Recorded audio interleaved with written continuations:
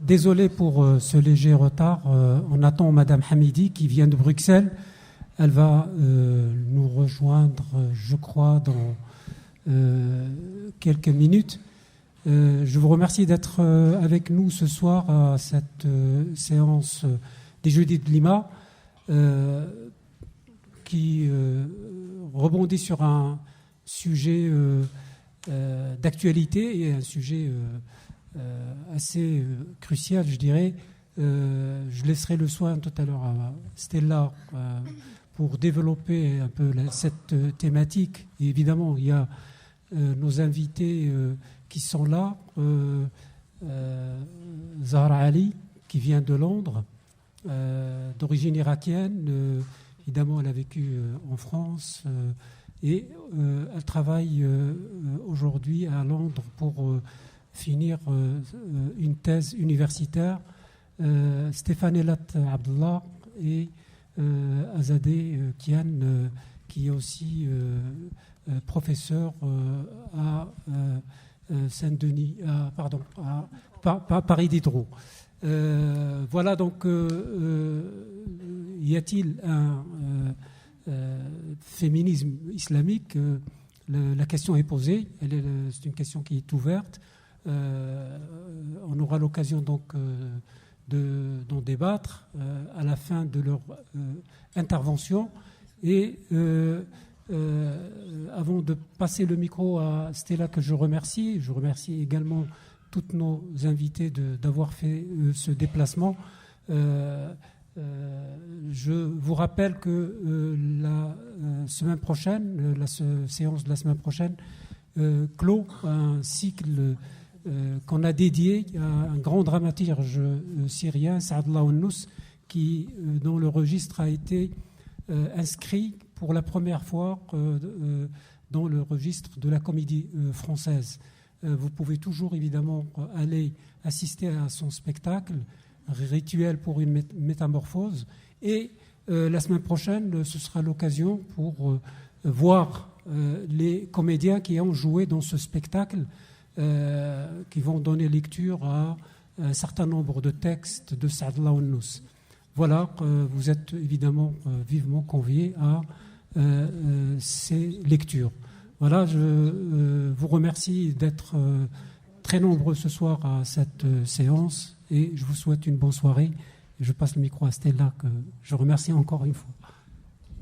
L'intitulé de cette rencontre, il s'énonce ainsi: que veut dire être féministe islamique?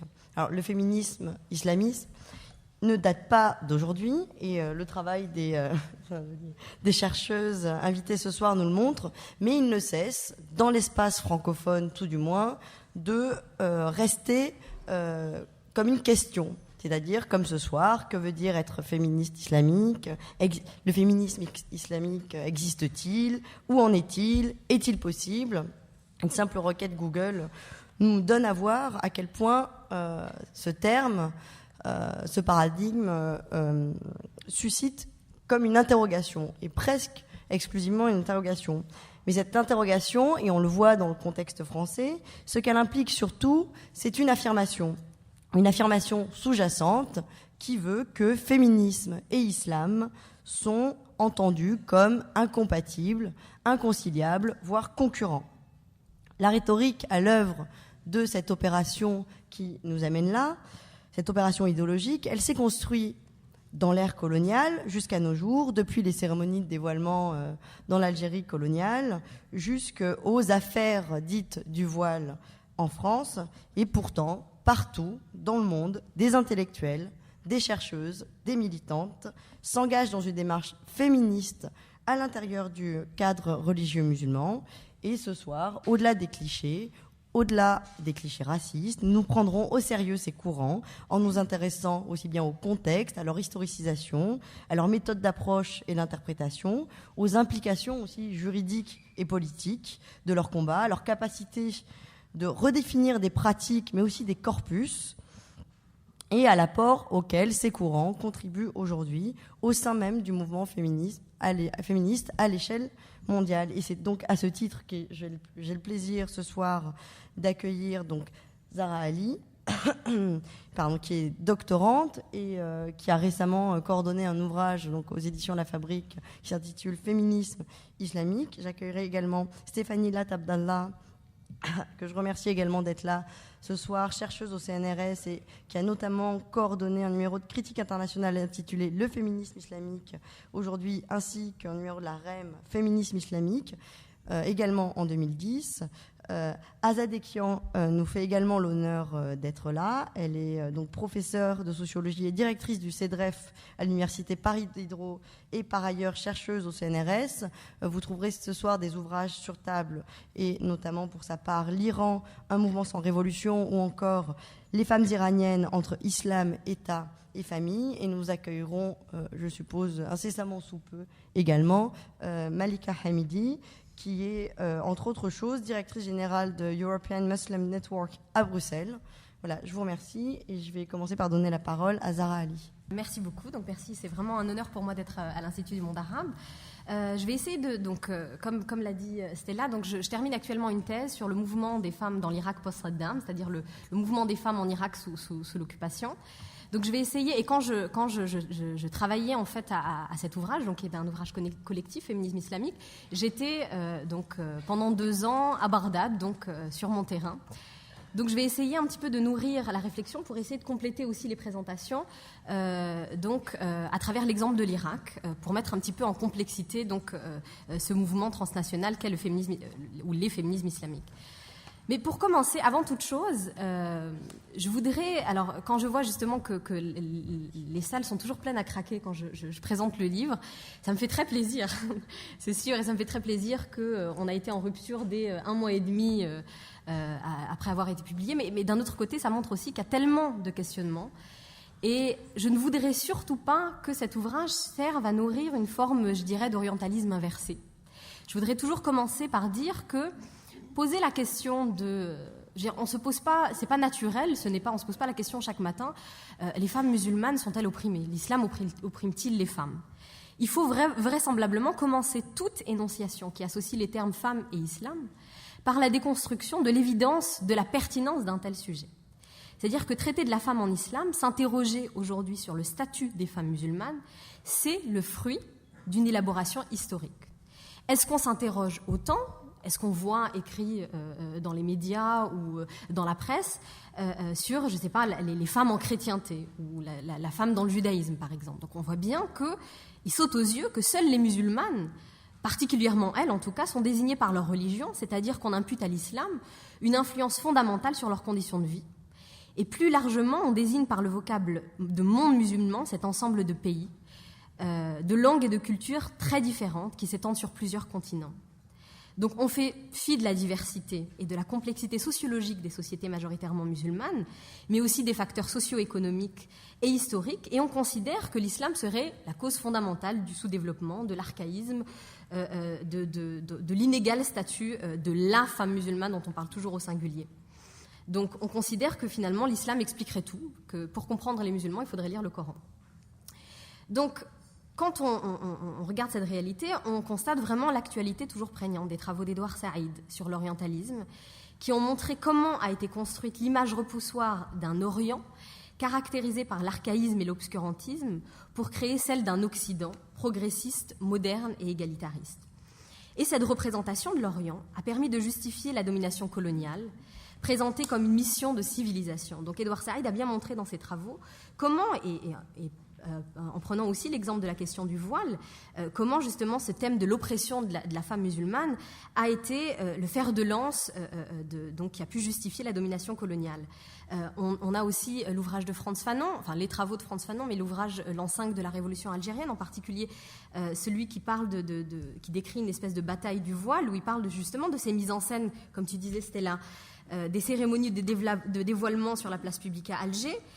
Donc, cet argumentaire de l'émancipation et de la libération des femmes musulmanes a été central durant la colonisation et il a servi d'assise à la prétention à civiliser le monde musulman. Et les termes de la bataille du voile décrite par Edouard Saïd et Frantz Fanon résonnent de manière saisissante dans la façon dont le voile et plus largement la question de la femme en islam est posée encore aujourd'hui. on a les travaux de Leila Ahmed, notamment son dernier ouvrage A Quiet Revolution, qui montre de manière très claire les termes des controverses, qui parlent justement de la controverse actuelle, des controverses actuelles sur les thématiques des femmes musulmanes. Et elle montre très bien comment la manière dont on pose les choses aujourd'hui, c'est vraiment issu d'un héritage colonial qui a été élaboré au XIXe siècle, donc une vision construite sur le monde musulman. Et Leila Ahmed, elle montre que le voile, que la manière dont le voile est défini, redéfini, contesté et revendiqué aujourd'hui, y compris par un certain nombre de musulmans, est lié aussi, en grande partie, à sa désignation dans le discours colonial comme symbole de la nature oppressive, patriarcale et obscurantiste de l'islam. Et c'est très intéressant de voir donc que dans l'Égypte de la fin du XIXe siècle, alors que le voile était porté par la quasi-totalité des femmes, donc chrétiennes, musulmanes et juives, seul le voile porté par les musulmanes va être désigné donc, par le colon comme symbole de l'oppression des femmes. Donc, une fois qu'on a dit ça, alors ça va paraître être un raccourci, mais il me semble qu'il n'est pas anodin aussi de dire que ce Lord Cromer, donc qui était celui qui était chargé de l'administration de l'Égypte sous le temps de l'empire de la colonisation britannique donc en Égypte, ce Lord Cromer qui appelait au dévoilement des femmes musulmanes, était en même temps président et membre fondateur de la Ligue masculine contre le suffrage féminin. Donc je vais faire peut-être un raccourci un peu rapide, mais il n'est pas non plus anodin qu'en 2004, en France, une Assemblée nationale constituée de près de 90% d'hommes ait voté une loi interdisant le port du foulard islamique en la présentant comme une loi de défense des droits des femmes. Donc la prégnance de ce discours, instrumentalisant le féminisme à des fins coloniales et impérialistes, est saisissante dans la période qui a suivi le 11 septembre 2001, où on a eu l'administration américaine notamment, sous Bush, donc, qui va justifier ces guerres impérialistes en Afghanistan et en Irak, sous couvert donc de libérer les femmes et de démocratie. Et donc en Irak, c'est surtout l'argument de la démocratie qui a été utilisé. C'était un peu difficile pour un pays où on avait jusque dans les années 80 les femmes les plus instruites du monde arabe de faire croire que les femmes irakiennes n'allaient pas à l'université. Pourtant, c'est effectivement ce qui a été dit et prétendu pendant la préparation en 2002. Il y avait des organisations d'exilés politiques irakiens aux États-Unis qui avaient prétendu que les femmes irakiennes n'allaient pas à l'université sous Saddam Hussein. Donc cet argument de l'émancipation de empowering women, c'est ça qui a été utilisé après 2003, donc après l'occupation américaine. On a eu des milliers, si ce n'est pas des millions de dollars qui ont été déversés en Irak dans des campagnes qu'on a appelées gender mainstreaming campaigns, c'est-à-dire des campagnes qui visaient à mettre à la visibilité des femmes sur la scène politique donc en Irak. Donc on peut dire, pour clore ce chapitre qui contextualise un petit peu ce débat, que cette célèbre formule de Gayatri Spivak qui dit « White men are saving brown women from brown men », c'est-à-dire ces hommes blancs qui sauvent les femmes bronzées des hommes bronzés, malheureusement, cette formule sonne toujours aussi juste, d'autant plus qu'il s'agit bien souvent d'hommes qui se découvrent féministes que lorsqu'il s'agit du sexisme des autres. Donc, pour rentrer dans le vif du sujet, le féminisme islamique, ou les féminismes islamiques, c'est un sujet qui est controversé et contesté.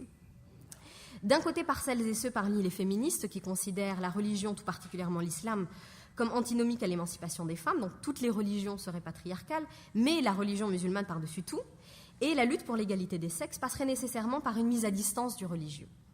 De l'autre, un certain nombre de musulmans considèrent qu'il s'agirait d'une occidentalisation de l'islam, et appréhendent la pensée musulmane comme un cadre fini, hostile à toute dynamique de renouvellement et de relecture. Donc c'est finalement face à un même essentialisme que se retrouve le féminisme musulman, celui qui définirait l'islam comme une réalité statique, fondamentalement dogmatique, intrinsèquement sexiste, et le féminisme comme un modèle unique, avatar d'une modernité occidentale normative.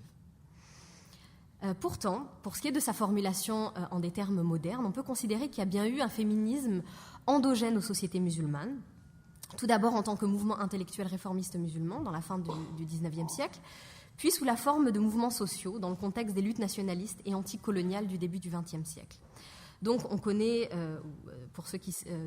Jamal Eddin El-Afghani ou Mohamed Abdou qui ont justement parlé d'ijtihad et ont essayé d'introduire un petit peu cette idée de contextualiser les textes, d'évoluer avec le contexte, de penser l'islam comme quelque chose de dynamique, comme un cadre dynamique. Et donc, à la faveur du réformisme musulman, et bien qu'il fût influencé par, effectivement, les idées occidentales, le féminisme tel qu'il s'est exprimé dans les sociétés musulmanes n'a pas succédé, encore moins suivi le féminisme européen, mais il est né au même moment. Et c'est très important de le dire, il s'est exprimé à travers une posture anticoloniale et nationaliste. Et donc des figures nationalistes et féministes, par exemple en Égypte, donc c'est le cas c'est le pays qui a été le plus étudié en la matière. Donc des figures nationalistes et féministes qui sont souvent identifiées comme laïques ont pourtant, dès cette époque, accordé beaucoup d'importance aux référentiels religieux et se sont nourris de la pensée développée par les penseurs réformistes musulmans pour défendre l'idée des droits des femmes. En Irak, on a eu la formation de la première association féminine irakienne qui était Nahda al-Nisa'i en 1923. Et c'est très intéressant que l'une des fondatrices de Nahda al-Nisa'i était la femme de Cheikh Ahmed Daoud, donc c'était un alim, c'était un savant religieux.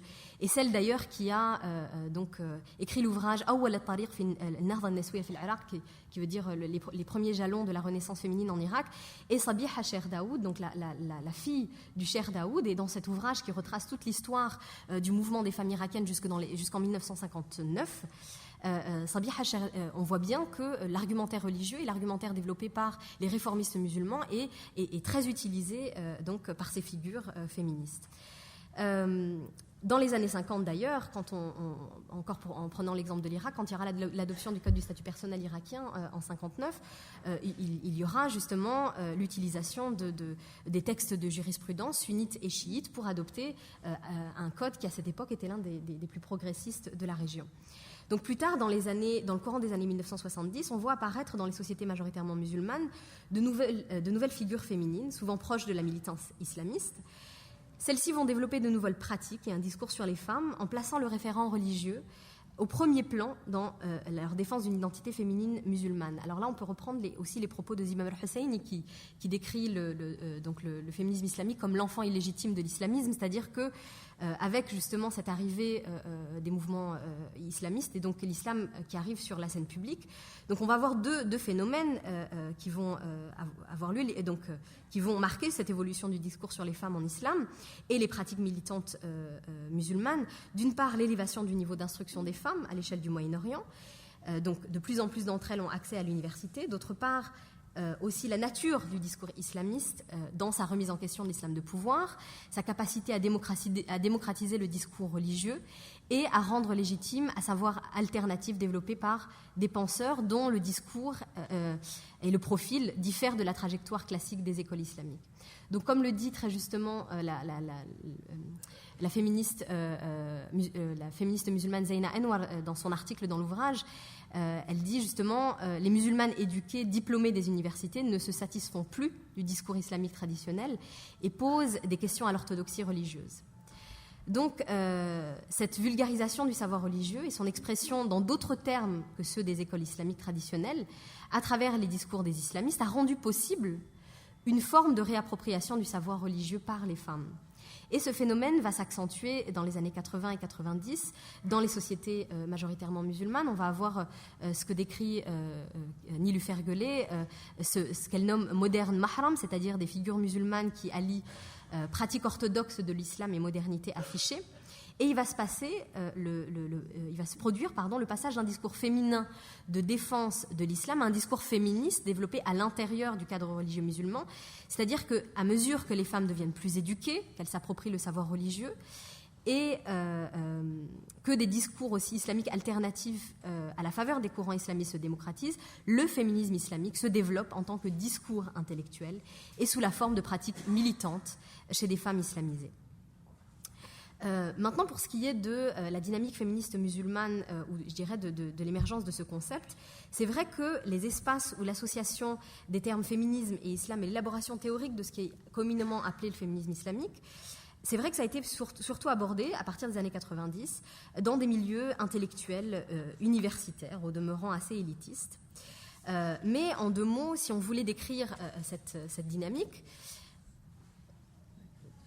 Ouais, le féminisme islamique, tel qu'il a pris donc, forme ces 20 dernières années, désigne ce mouvement transnational qui s'inscrit dans la continuité de la pensée réformiste musulmane qui a émergé à la fin du XIXe siècle, qui appelle donc à un retour aux sources de l'islam, donc Coran et Sunna, tradition prophétique, afin de le débarrasser des lectures et interprétations sexistes, trahissant l'essence libératrice du message de la révélation coranique, et appelant à l'utilisation de l'outil de l'ijtihad, permettant d'appréhender l'islam en rapport avec l'évolution du contexte. Donc ce qui est dit clairement par les féministes musulmanes, c'est que l'islam originel, donc ce qui est décrit comme l'islam originel, ne fait pas la promotion d'un quelconque patriarcat, mais au contraire promeut l'égalité des sexes. Donc elles appellent à une lecture, ainsi qu'à une relecture des sources de l'islam, en faisant appel aux sciences sociales pour en extraire les principes d'égalité et de justice, et en distancier les interprétations qui ont été élaborées à travers le temps à partir d'une grille de lecture machiste et patriarcale, dont notamment le fiqh, la jurisprudence musulmane, a hérité.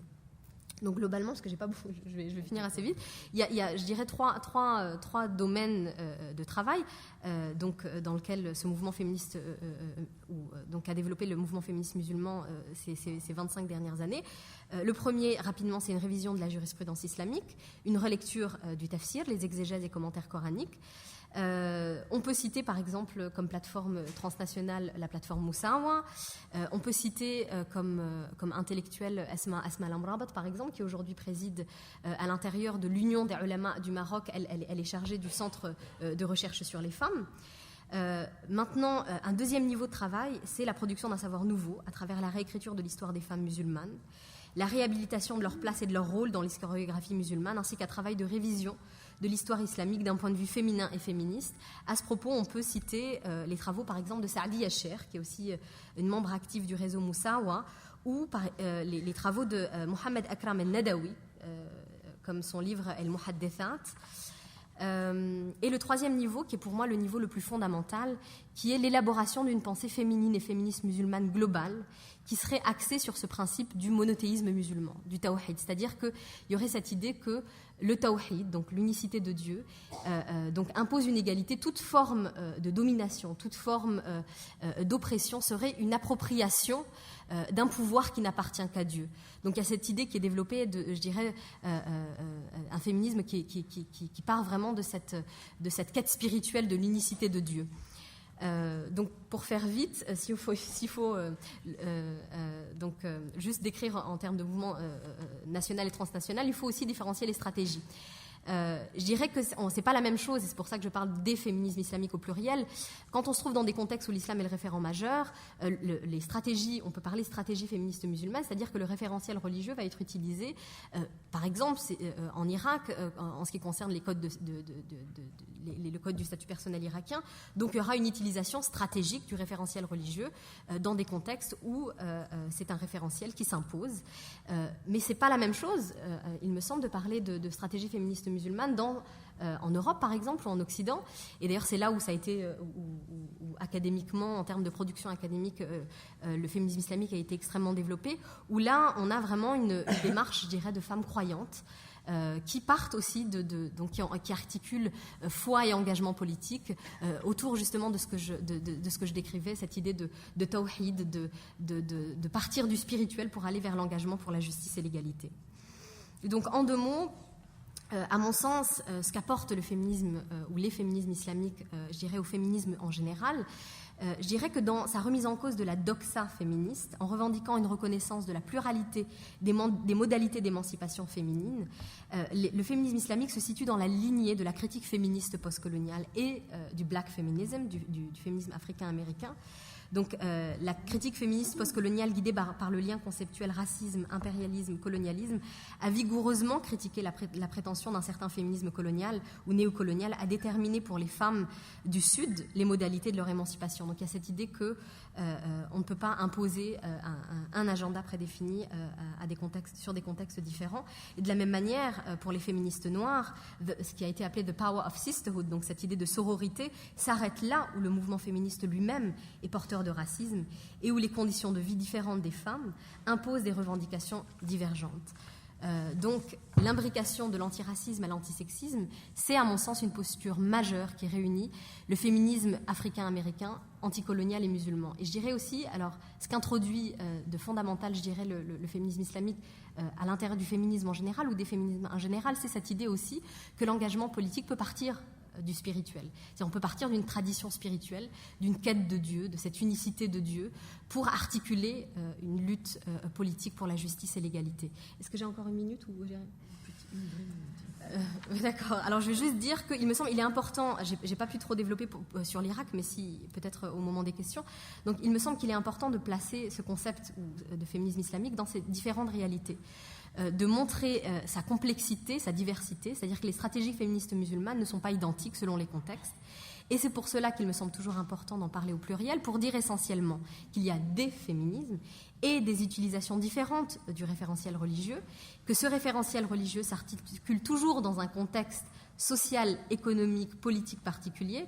Et donc, si on oublie ça, à mon sens, si on se limite à l'analyse en termes de variables religieuses, on risque aussi de tomber dans une forme d'orientalisme inversé.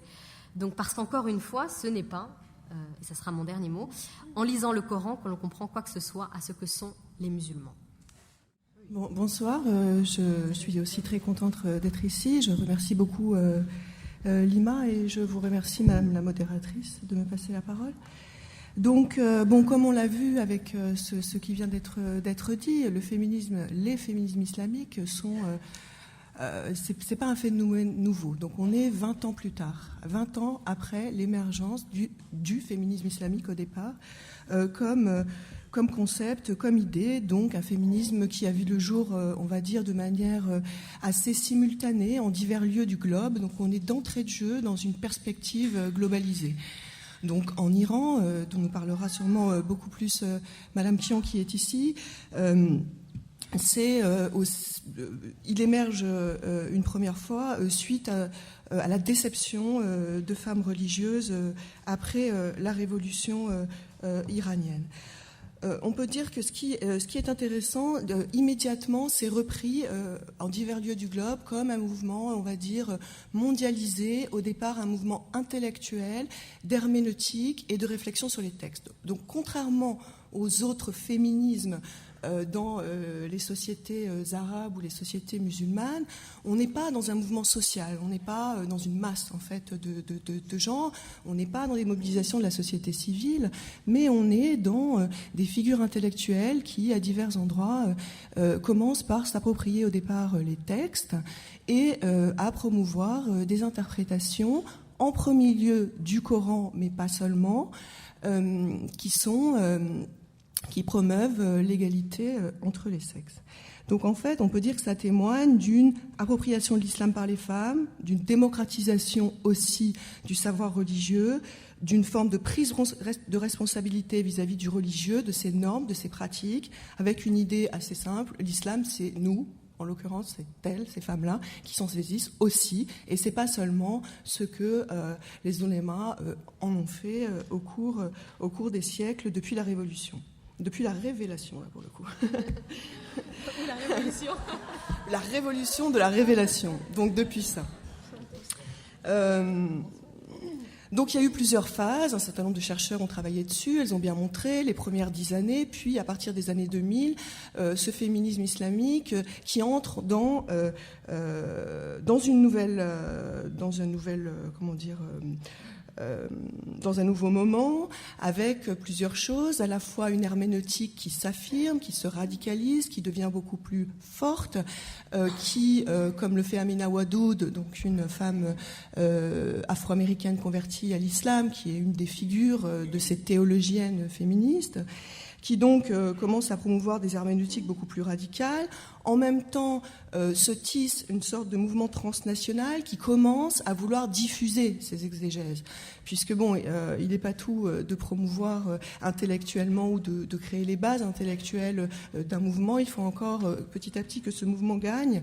Et peu à peu, des réseaux globaux se constituent. Donc, Moussawa, que vous avez mentionné, ça c'est assez tardif, en 2009, en Indonésie, au départ. mais également un comité consultatif des théologiennes. On a entendu parler ici en Europe pas mal des conférences de la Junta Islamica à Barcelone entre 2005 et 2010.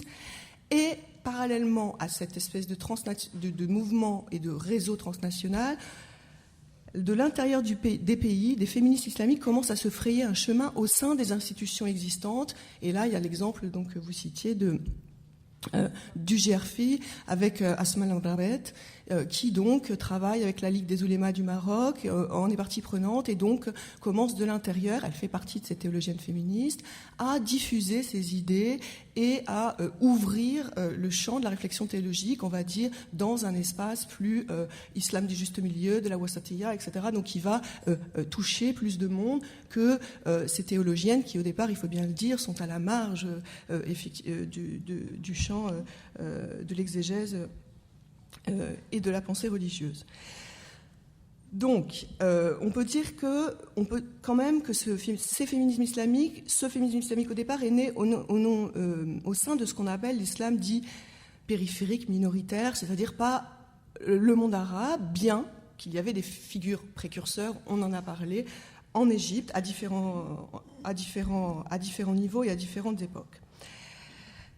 Donc, il faut absolument aujourd'hui, 20 ans plus tard, parler de féminisme islamique au pluriel, et ça, depuis quelques années, c'est quelque chose qui est acquis. En revanche, il est beaucoup plus compliqué d'arriver à comprendre cette diversité, parce que certes, on parle de féminisme islamique au pluriel, mais on n'a pas encore établi, on va dire, de forme de tendance, de courant qui permettrait de mieux le comprendre, ce que je vais essayer de faire là. Donc, c'est complexe de penser ces féminismes islamiques parce qu'au départ, ils s'inscrivent tous.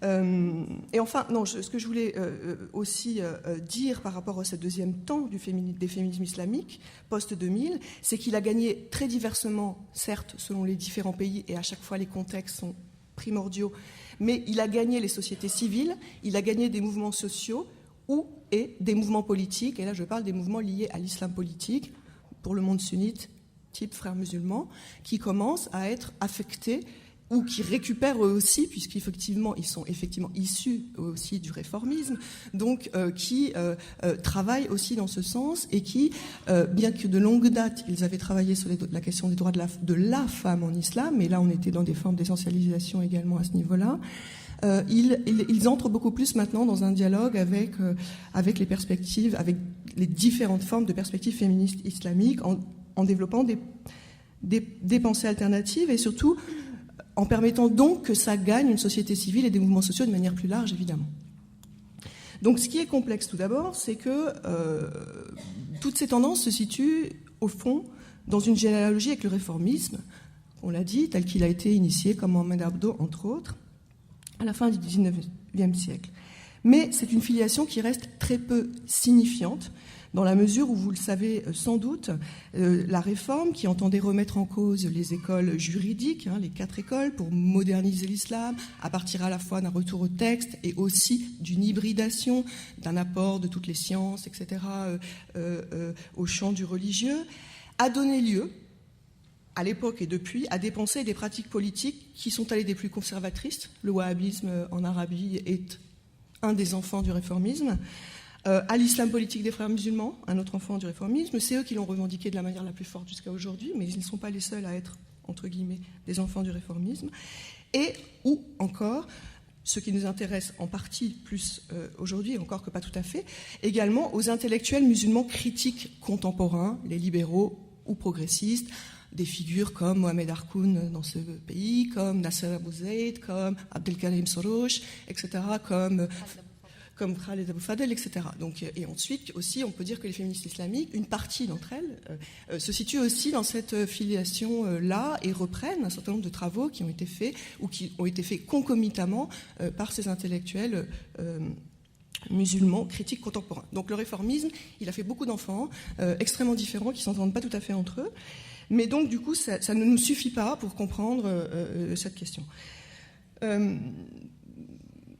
J'ai bien conscience qu'établir des courants, il y a des passages entre les courants, qu'il y a des trajectoires qui se font, c'est-à-dire quelqu'un va être d'abord dans un courant puis va passer d'un courant à un autre. Donc on n'est pas dans quelque chose de fermé, on est dans des porosités, mais je distinguerai là plusieurs critères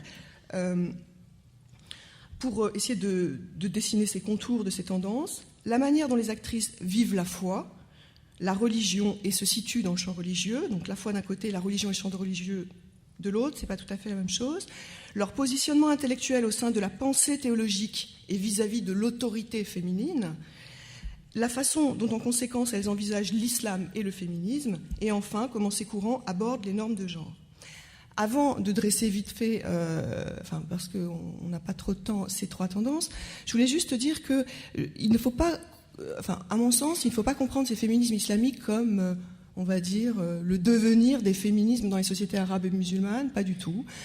Ils arrivent dans quelque chose que j'ai nommé la troisième vague des féminismes dans ces sociétés arabes et musulmanes, une troisième vague qui apparaît au début des années 90 et qui est constituée de plusieurs éléments.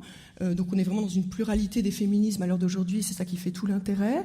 À la fois les mouvements séculiers qui étaient issus des mouvements nationalistes, puis des mouvements communistes, socialistes, etc., qui, pour la plupart, se sont émancipés des partis politiques auxquels ils ont été un temps liés pour développer un féminisme à la fois, justement, plus radicalement féministe, plus indépendant, ayant une pensée politique propre, d'un côté, à la fois ces féminismes islamiques, et également l'émergence tout à fait récente de nouveaux mouvements féministes dans les sociétés arabes, et là, particulièrement au Liban, des mouvements qui vont porter une attention toute particulière à la question du corps, à la question des sexualités, et notamment à la question des homosexualités. Donc on est vraiment dans une espèce de pluralité des féminismes. Donc avant de parler de ces trois courants, je dis donc aussi que les féminismes islamiques ont aussi débouché sur on va dire, ils ont inspiré un courant beaucoup plus récent et encore plus marginal, si on peut dire, les féminismes islamiques ayant quand même droit de citer petit à petit, qui sont les mouvements des homosexuels musulmans, qui se sont développés un petit peu partout, alors là, pas un petit peu partout dans les pays, dans les sociétés arabes, mais un petit peu partout en des lieux différents, globalisés, type Afrique du Sud, Indonésie et autres, et qui se sont inspirés des méthodes des féminismes islamiques, mais je ne développerai pas, puisque je n'en ai pas le temps. Donc, mais on pourra revenir là-dessus pendant le débat. Je pense que c'est assez intéressant aussi de voir ces prolongements. Donc, je distingue donc trois courants. Les théologiennes critiques de l'islam, dont j'ai dressé un peu, dont j'ai un petit peu parlé. Donc, méthode d'exégèse, appui sur le Coran en premier lieu. Pourquoi Coran seul, texte sacré, alors que tout ce qu'on a après, c'est des sources secondaires produites par des hommes dans des conditions historiques bien particulières, donc nécessairement sexistes, etc., etc. On voit bien le type de déconstruction qu'elles peuvent faire. Elles mettent en lumière le déplacement qu'ont fait les sources secondaires de la misogynie sur le divin. Donc elles reviennent au texte sacré, elles remettent en question toute une série de concepts qui ont forgé la manière dont le fiqh s'est constitué, le concept de la ijma, du consensus des savants, etc., etc. Donc elles travaillent là-dedans. On peut dire qu'elles ont une position herméneutique extrêmement créative, en s'inspirant aussi des travaux sur le genre, de toute une série elles hybrident complètement les ressources intellectuelles, et elles refusent le différentialisme, puisqu'elles pensent que le Coran ne s'adresse pas aux femmes en tant que femmes, mais qu'il s'adresse d'abord en tant que croyants universels, ensuite distingués, mais en tout cas pas en tant que femme, contrairement au droit de la femme en islam, qui elle a bien spécifié des fonctions bien spécifiques et des rôles aux femmes. Donc, en fait, elles ont toute une série. Je ne peux pas rentrer dans tous les détails de ce qu'elles ont fait puisque c'est extrêmement fort. Disons juste que cette position théologique extrêmement forte, cette affirmation très créative d'une méthode herméneutique bien particulière, aboutit aussi au fait qu'elles sont pour la féminisation de toutes les fonctions religieuses, de la daïa, la prêcheur classique, produit aussi du militantisme des frères musulmans, aux femmes imanes pouvant diriger une prière mixte, etc. Donc elles sont pour une féminisation des fonctions religieuses entièrement et pas seulement, et ne sont pas, par exemple, contre l'imamat féminin qui pose problème à partir du moment où une femme va diriger une prière mixte. Voilà. Elles ont aussi fait toute une démarche relative à l'histoire des femmes, replacer la place des femmes dans la révélation, etc. Mais je ne reviendrai pas trop là-dessus. On peut dire que par rapport aussi à la question dont on parle tellement du hijab et du voile, elles ont développé aussi des herméneutiques bien particulières qui ont bien montré la fonction de ça, et elles ne prennent pas parti d'une manière collective pour l'obligation du hijab comme un témoignage de la foi. Elles le portent, certaines, d'autres non, d'autres moins, d'autres certains jours, d'autres à moitié, enfin chacun fait ce qu'elle veut, mais surtout, elles le portent dans un rapport personnel à leur propre corps, à leur propre volonté d'être dans la société, mais pas forcément, mais elles n'en font pas un témoignage de la foi pour les femmes.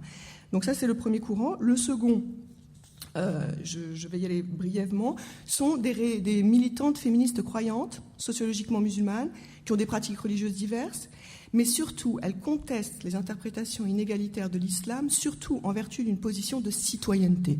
Leur problème, c'est qu'elles sont donc en général dans des pays musulmans, et leur problème, c'est en gros les codes du statut personnel. Et elles disent, bon, là, on a des références religieuses, si on veut être effectif, si on va avoir un message qui peut porter et qui peut mener à des changements juridiques, ces interprétations sont utiles. Donc elles sont surtout dans ce type de configuration et elles s'appuient beaucoup sur les travaux des théologiennes critiques. Il y a une série de mouvements comme Sisters in Islam en Malaisie par exemple. En Malaisie, en Indonésie, c'est des courants qui sont extrêmement forts, mais pas seulement. Donc un peu partout, des féministes, parfois séculières, se disent, bon voilà, c'est utile, c'est une ressource utile. Donc elles s'en saisissent. Enfin, le dernier courant sont celles que pour ma part, je nomme des figures de l'islam politique engagées sur les droits féminins. Donc, avec certaines qui se revendiquent féministes, d'autres qui ne se revendiquent pas féministes. Elles ont un rapport au champ religieux qui s'inscrit dans une histoire et une généalogie collective, celle des mouvements sociaux et politiques de l'islam politique pour le monde sunnite du type frères musulmans. Donc, il y a des précurseurs, type Zainab al-Khazali, Safi Naskazim, par exemple, des figures plutôt conservatrices. Et petit à petit, on va voir une série de femmes de manière récente, comme Nadia Yassine au Maroc, Nawal al-Fahouri en Jordanie, la Koweïtienne Khadija al-Mahmid, et d'autres, Iba Raouf en Égypte, qui vont aussi rentrer dans des processus, de se saisir de l'islam pour promouvoir les droits féminins. Et là, on va dire, une forme de croisée des chemins entre des femmes qui, en général, n'ont pas du tout la même liberté interprétative jusqu'à aujourd'hui que les premières, pour une bonne et simple raison, c'est qu'elles s'inscrivent dans une généalogie, qu'il y a toute une série de gens qui ont fait des interprétations, donc elles arrivent après, donc il faut qu'elles se saisissent de quelque chose qui n'est pas vide, déjà, qui est occupé, et qui est notamment occupé par cette littérature qui a été extrêmement prolixe sur rôle et fonction de la femme en islam, et donc elles essayent de renouveler pour une partie d'entre elles, d'ouvrir, avec, on va dire, un souci extrême particulier sur la question du politique et du champ public. En général, elles promeuvent une égalité entière entre hommes et femmes dans le champ public et politique. C'est assez logique, vu d'où elles viennent. Mais par contre, dans la sphère privée, la sphère de la famille, on n'est pas toujours, mais parfois dans des questions de complémentarité. Et dans le rapport au corps féminin, à la pudeur, on est aussi dans notre rapport au hijab, etc., etc. Donc on peut dire que ce dernier courant, sur lequel il y aurait beaucoup de choses à dire, est à un moment comme ça où il y a des figures qui se détachent, l'islam politique en plus bouge, il y a toute une série de mouvements centristes qui se créent, des formes d'hybridité qui arrivent, et donc tout ça aussi bénéficie à ce féminisme islamique dont elles font aussi partie d'une manière particulière qui est la leur. Je vous remercie. Je préfère me concentrer sur un cas particulier qu'est l'Iran, mais avant ça, je voudrais juste dire qu'il y a plusieurs concepts qui sont, à mon sens, indispensables pour un petit peu essayer de comprendre ce qui est en train de se passer quand on travaille, quand on réfléchit sur le féminisme islamique. Le concept d'hybridation de Homi Bhabha, donc, et aussi la déstabilisation des identités qui a été théorisée par notamment Judith Butler. Donc je pense que les cas des féministes islamiques que personnellement je connais, en particulier le cas des féministes islamiques iraniennes, sont vraiment très bien explicables à travers ces démarches conceptuelles et théoriques. Alors, dans le cas de l'Iran en particulier, et un peu plus général aussi, mais bon, je me contente de l'Iran, je pense que les féministes islamiques peuvent être expliqués aussi, c'est-à-dire que c'est un mouvement aussi un peu réactionnel par rapport à deux, disons, phénomènes. Premièrement, les islamistes, l'arrivée au pouvoir de l'islam politique en Iran en 1979, et donc en face d'elles, en face des femmes, un discours islamiste, et pas que, c'est-à-dire les politiques aussi, avec une approche positive de la nature, et qui essentialise les différences entre les hommes et les femmes. Et à travers cette approche, c'est-à-dire cette lecture-là, vous avez des lois qui ont été promulguées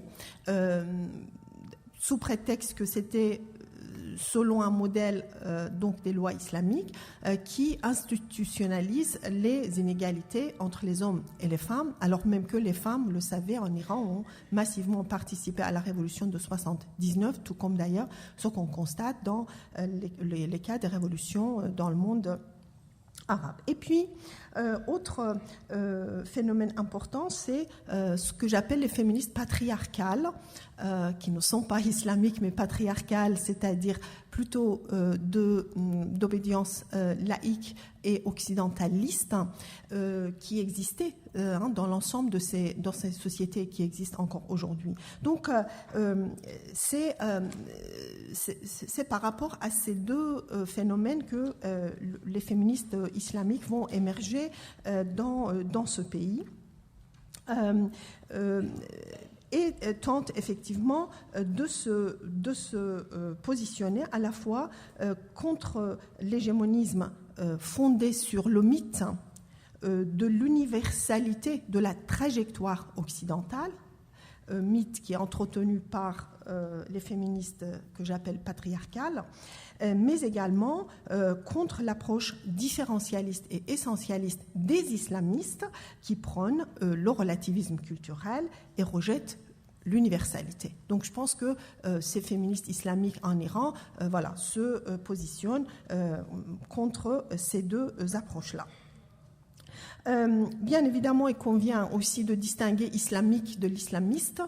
Je pense que Zahra, tu l'as fait, puisque sinon on ne comprend pas de quoi on parle. Donc, pour moi, l'islamique n'entend pas appliquer les principes religieux aux institutions, aux lois et aux champs politiques. Donc, pour moi, les féministes islamiques font partie donc de cette tendance-là, tandis que les islamistes tentent d'imposer un système totalisant pour gérer tous les aspects de la société en s'appuyant uniquement sur les fondements islamiques.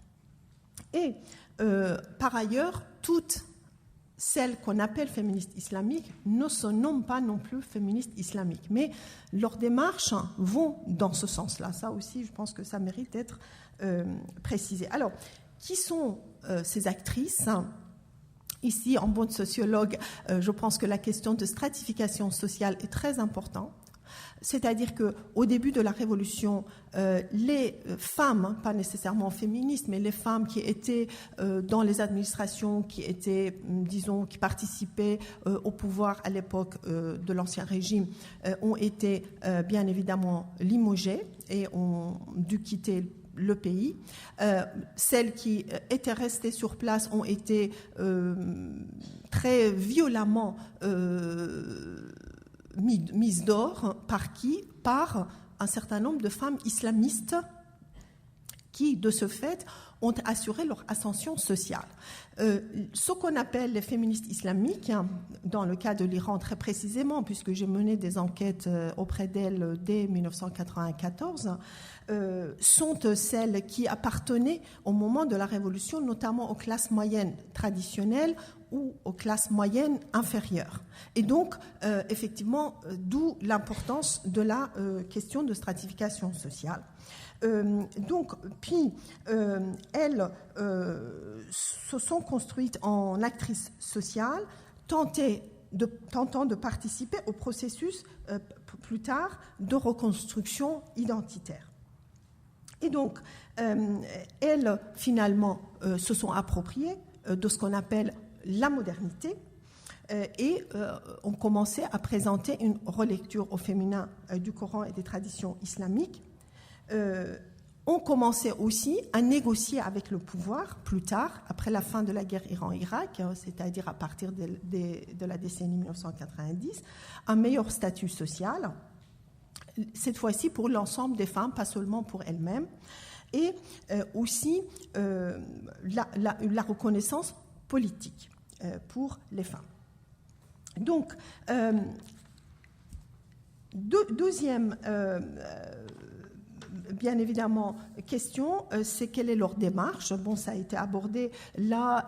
Leur démarche au départ ressemble beaucoup à la démarche, disons, plus générale, dans la mesure où, étant donné qu'en Iran, et là, la contextualisation est très importante, dans la mesure où en Iran, les femmes ont les mêmes droits au travail, à l'instruction. D'ailleurs, la majorité des étudiants en Iran sont des étudiantes, au travail et aussi au droit de vote et d'éligibilité. Mais quand il s'agit du code du statut personnel ou le code civil, plutôt dans le cas de l'Iran, les inégalités sont flagrantes. Et donc, ces femmes ont commencé dès 1992 et à travers la création des magazines et des journaux féminins, ont commencé à présenter une interprétation, disons, égalitaire de l'islam, pour dire qu'il n'y avait effectivement aucune différence, en tout cas selon elles, entre les hommes et les femmes. Donc, ce qu'elles ont fait, c'était une démarche d'historicisation et la contextualisation de la religion, et ont présenté des interprétation d'un certain nombre de versets coraniques et ont demandé le changement des lois. Dans le contexte de l'Iran de 1990 ou des années 80, début 90, c'est une démarche très courageuse et très innovante, puisque contrairement au cas de l'Égypte, là où mes collègues ont déjà mentionné ça, mais aussi, bon, je pense que Labiba Ahmad aussi en Égypte, c'est le cas dès le début du XXe siècle. C'est un cas important de ce qu'aujourd'hui on l'aurait appelé féministe islamique. On l'a pas fait, mais finalement c'est plus ou moins la même démarche que les féministes islamiques d'aujourd'hui. Mais alors là, je ne suis pas d'accord pour dire que les féministes islamiques la démarche serait proche, par exemple, de black feminism ou de féminisme postcolonial. Moi, je les trouve, en tout cas dans le cas de l'Iran, beaucoup plus libérales, on va dire, puisque ces féministes islamiques, tout comme d'ailleurs les féministes séculières iraniennes, prennent au jour d'aujourd'hui encore les femmes comme une catégorie homogène. Donc, elles ne voient pas qu'il y a différentes ethnicités, il y a différentes classes sociales, etc., etc. Il y a différentes religions également. En tout cas, sont libérales dans la mesure où leurs critiques ne visent pas non plus le système. Et donc, je pense que moi, personnellement, je mobilise ce que Denis Candiotti a appelé le marchandage avec le patriarcat. Et également, bien sûr, le contexte des contraintes concrètes sont importantes pour comprendre pourquoi chacune de ces féministes islamiques, dans différents contextes de différents pays, a une démarche bien évidemment différente. En tout cas, il ne s'agit pas pour elles d'aller au-delà des réformes et en plus dans des cadres d'institutions établies. Après, le concept d'hybridation est très important, puisque là encore, ces féministes ont émergé dans le contexte d'un pays où le mouvement féministe, depuis le début du XXe siècle, a été dominée par des féministes séculières et très, je dirais, très occidentalisées dans la mesure où, et donc, elles ont commencé finalement à s'influencer par ces féministes, féministes séculières, mais en même temps, ce qu'on constate, c'est que au bout de plusieurs années d'activité et d'action, finalement, elles ont aussi réussi à influencer un certain nombre, en tout cas, de féministes séculières qui apprennent certaines choses, à savoir refuser l'essentialisation, à savoir prendre leur distance avec une analyse essentialiste et culturaliste de l'islam, ne pas voir l'islam comme le facteur explicatif majeur dans la vie des femmes et des sociétés musulmanes. Et donc, elles ont commencé à travailler ensemble. C'est ça qui est très intéressant. C'est-à-dire que les féministes islamiques, au départ, ont commencé à mettre en question l'hégémonisme, un certain nombre d'hégémonismes, mais finalement, elles ont été, au cours des années, emmenées à travailler avec des féministes séculières. Et là où elles pouvaient, si vous voulez, là où on pouvait voir le résultat de cette, disons, solidarité de classe, puisqu'il s'agit des classes moyennes toujours, hein, et de sexe aussi, c'était dans les magazines féminins que je viens de citer.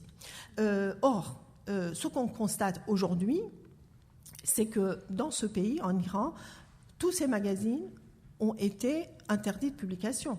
Donc, il s'agissait d'un forum de débat très important qui n'existe plus.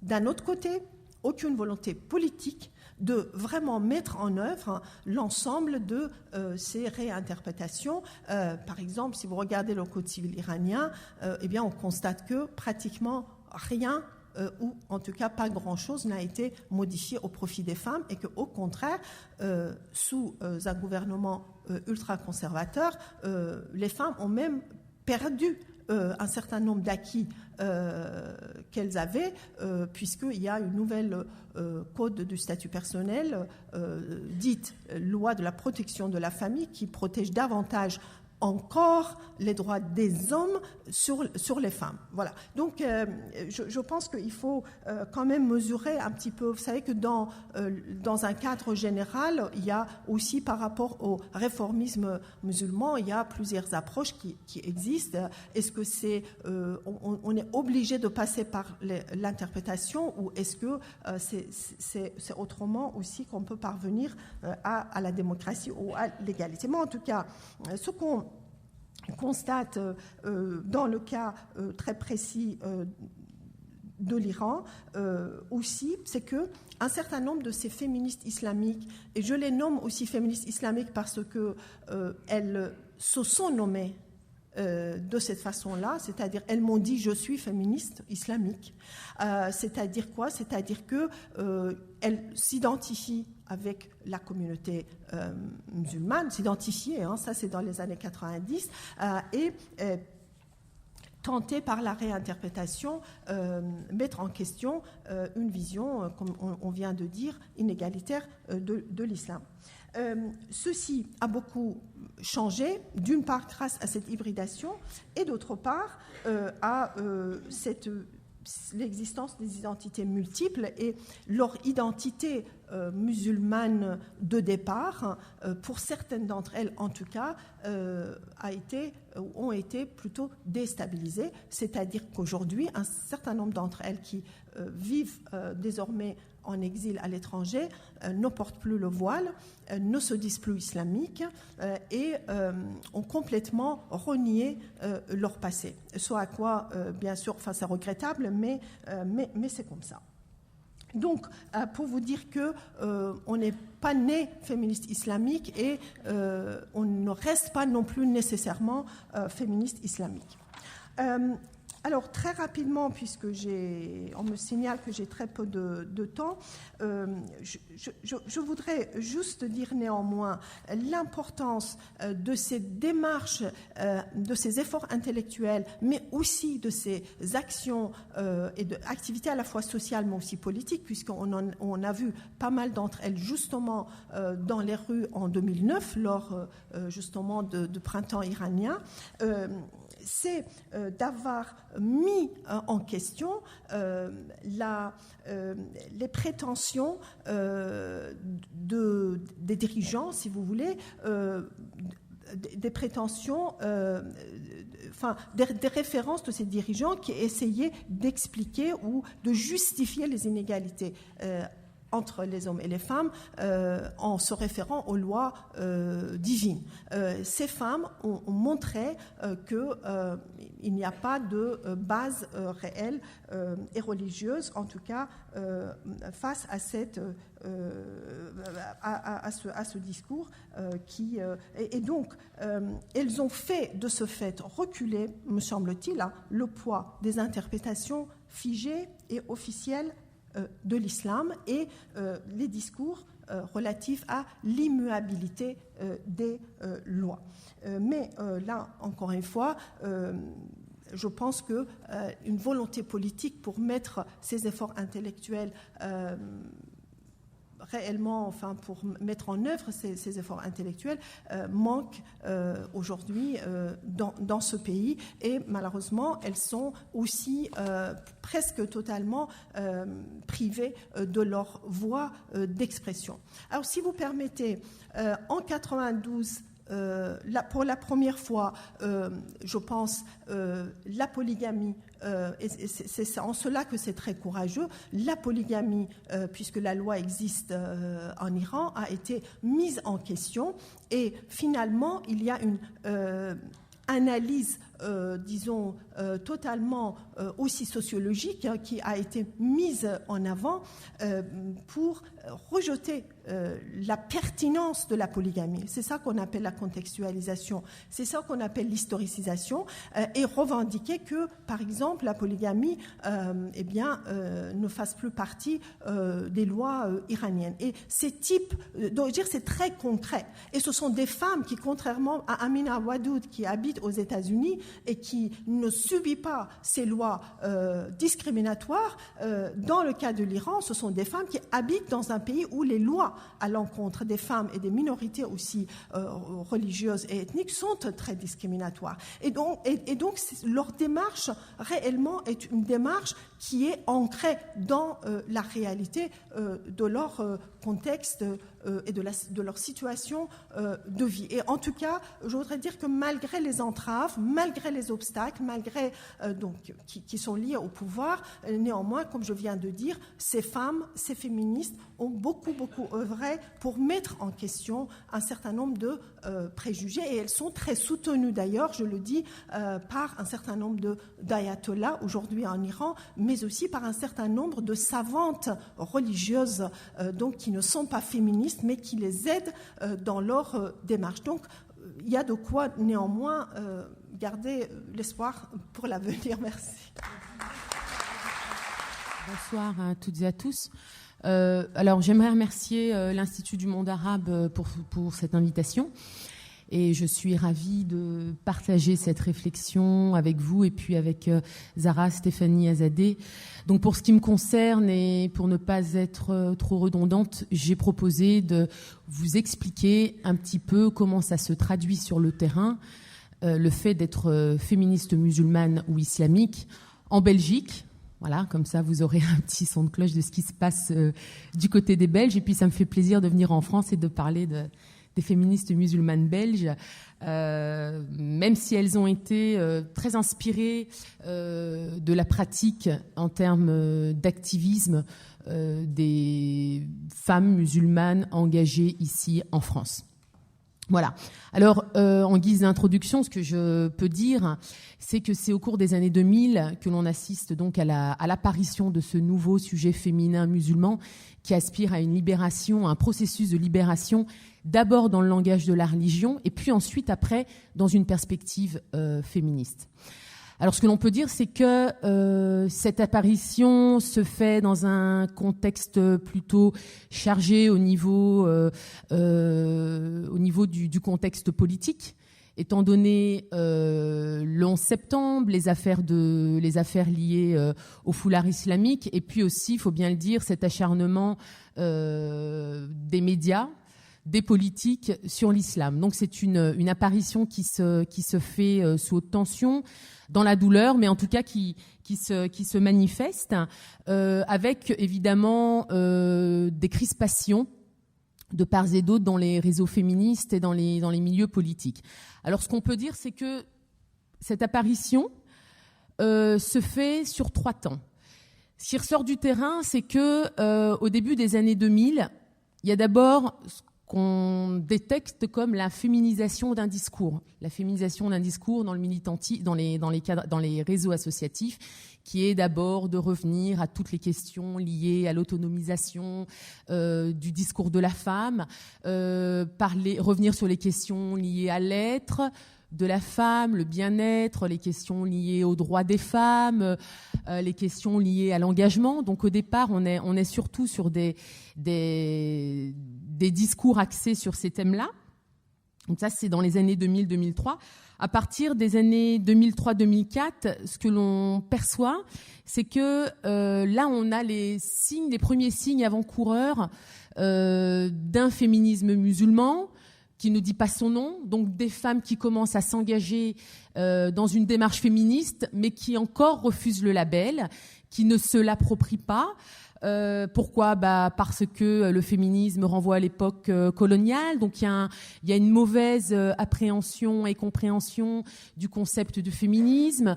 Et puis dans la communauté musulmane, il y a aussi le fait de dire le féminisme islamique c'est une occidentalisation à outrance de la question des droits des femmes. Donc au sein de la communauté musulmane, il n'y a pas un rejet, mais en tout cas, il y a une frilosité à s'affirmer en tant que telle, mais aussi une frilosité dans la communauté musulmane à recevoir ce discours comme un discours dit féministe musulman. Et puis, dans la société civile, évidemment, cette irruption soudaine de ces femmes voilées qui vont décider de prendre part au débat politique, notamment lorsqu'il y a les affaires liées au foulard, puisqu'en Belgique, il y a eu le débat ici en France, il y a une loi qui a été votée, et puis en Belgique, alors on n'a pas de loi, mais en tout cas, les débats français ont toujours un impact sur la Belgique. Vous connaissez le dicton, lorsque la France prend froid, c'est ça, la Belgique éternue, ou l'inverse, en tout cas, vous m'aurez comprise, il y a toujours un impact. Tous les débats c'est intéressant de voir que les débats qui en France, on est sûr de les avoir 2 mois après en Belgique. Donc c'est intéressant quand on a un pied dans les 2 pays. Donc en Belgique, il n'y a pas de loi, mais pour moi, c'est une attitude un peu hypocrite parce qu'on n'arrive pas à se décider en Belgique. Donc ce qu'on fait, c'est qu'on se lave les mains et on dit au directeur d'école, chaque école prend la décision d'interdire ou pas le foulard. Ce qui fait que, il y a des écoles où il y a 90% de filles voilées. Bah oui, parce qu'il y a des écoles qui acceptent le foulard. Donc, vous avez des écoles où il y a 90% de filles voilées parce qu'on sait que dans cette école-là, dans telle ou telle commune, qui est l'équivalent des arrondissements ici, on accepte le foulard. Donc, vous vous retrouvez avec des écoles où 90% sont des filles qui sont voilées, puis 90% de filles sont voilées, puis des écoles où il n'y a pas de voilées puisque c'est interdit. Donc, vous voyez qu'il n'y a pas une loi nationale, mais un libre arbitre de chaque directeur d'école. Donc, en 2003-2004, les femmes décident de prendre part au débat politique. Et cette irruption, cette visibilité soudaine dans la sphère publique, puisqu'elles vont s'impliquer en politique, elles vont s'impliquer au niveau associatif, eh bien, évidemment, ça va miner le débat. Et ça va évidemment exacerber une certaine classe politique, intellectuelle et féministe, puisqu'effectivement, elles vont questionner le mouvement féministe en Belgique, et je ne dis pas questionner le concept de laïcité, puisque la Belgique n'est pas un pays laïque.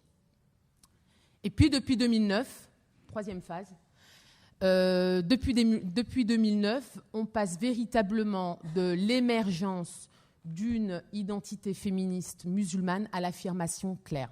Et donc là, je m'appuie sur le travail empirique que j'ai effectué sur le terrain cette année, où des jeunes filles, enfin des jeunes femmes entre 20 et 45 ans qui, il y a quelques années, avaient du mal à s'assumer en tant que féministe musulmane, eh bien aujourd'hui, elles le disent clairement, après avoir fait tout ce travail de recherche intellectuelle, puisque ce qui est, je ne sais pas si vous l'avez mentionné, en tout cas dans une grosse partie des travaux, des réflexions des intellectuels qui ont théorisé la pensée féministe musulmane sont en anglais. Et ça, c'est quelque chose qui ressort du terrain, qui disent, mais on avait du mal à comprendre ce discours de féminisme musulman, lié au féminisme musulman, parce qu'il y a très peu d'ouvrages. Et donc c'est pour ça que je pense que d'abord le premier numéro que Stéphanie puis ensuite Zahra ont coordonné sur la question du féminisme musulman en français a vraiment permis aux cadres associatifs musulmanes engagés en Belgique de comprendre c'est quoi le contenu du discours quand on dit « je suis féministe musulmane ». Donc là, elles s'approprient le concept, elles assument l'identité, et puis il y a une confiance en elles. Et donc là, c'est parti sur le terrain. Elles approchent la question de la femme en étant critiques, que ce soit dans les réseaux féministes comme dans la communauté musulmane. Alors, elles vont s'engager, elles vont apparaître et puis elles vont déconstruire les représentations sociales, elles vont déconstruire les stéréotypes. Et puis c'est là qu'on va un petit peu se rendre compte que finalement, elles font office de subalternes politiques. Pourquoi ? Parce qu'elles subvertissent d'abord la cartographie, pour reprendre les termes d'Elsa Dorlin. Elles vont subvertir et recomposer et questionner la cartographie du champ féministe. Et puis, elles vont subvertir aussi de l'intérieur, elles vont questionner la théologie musulmane.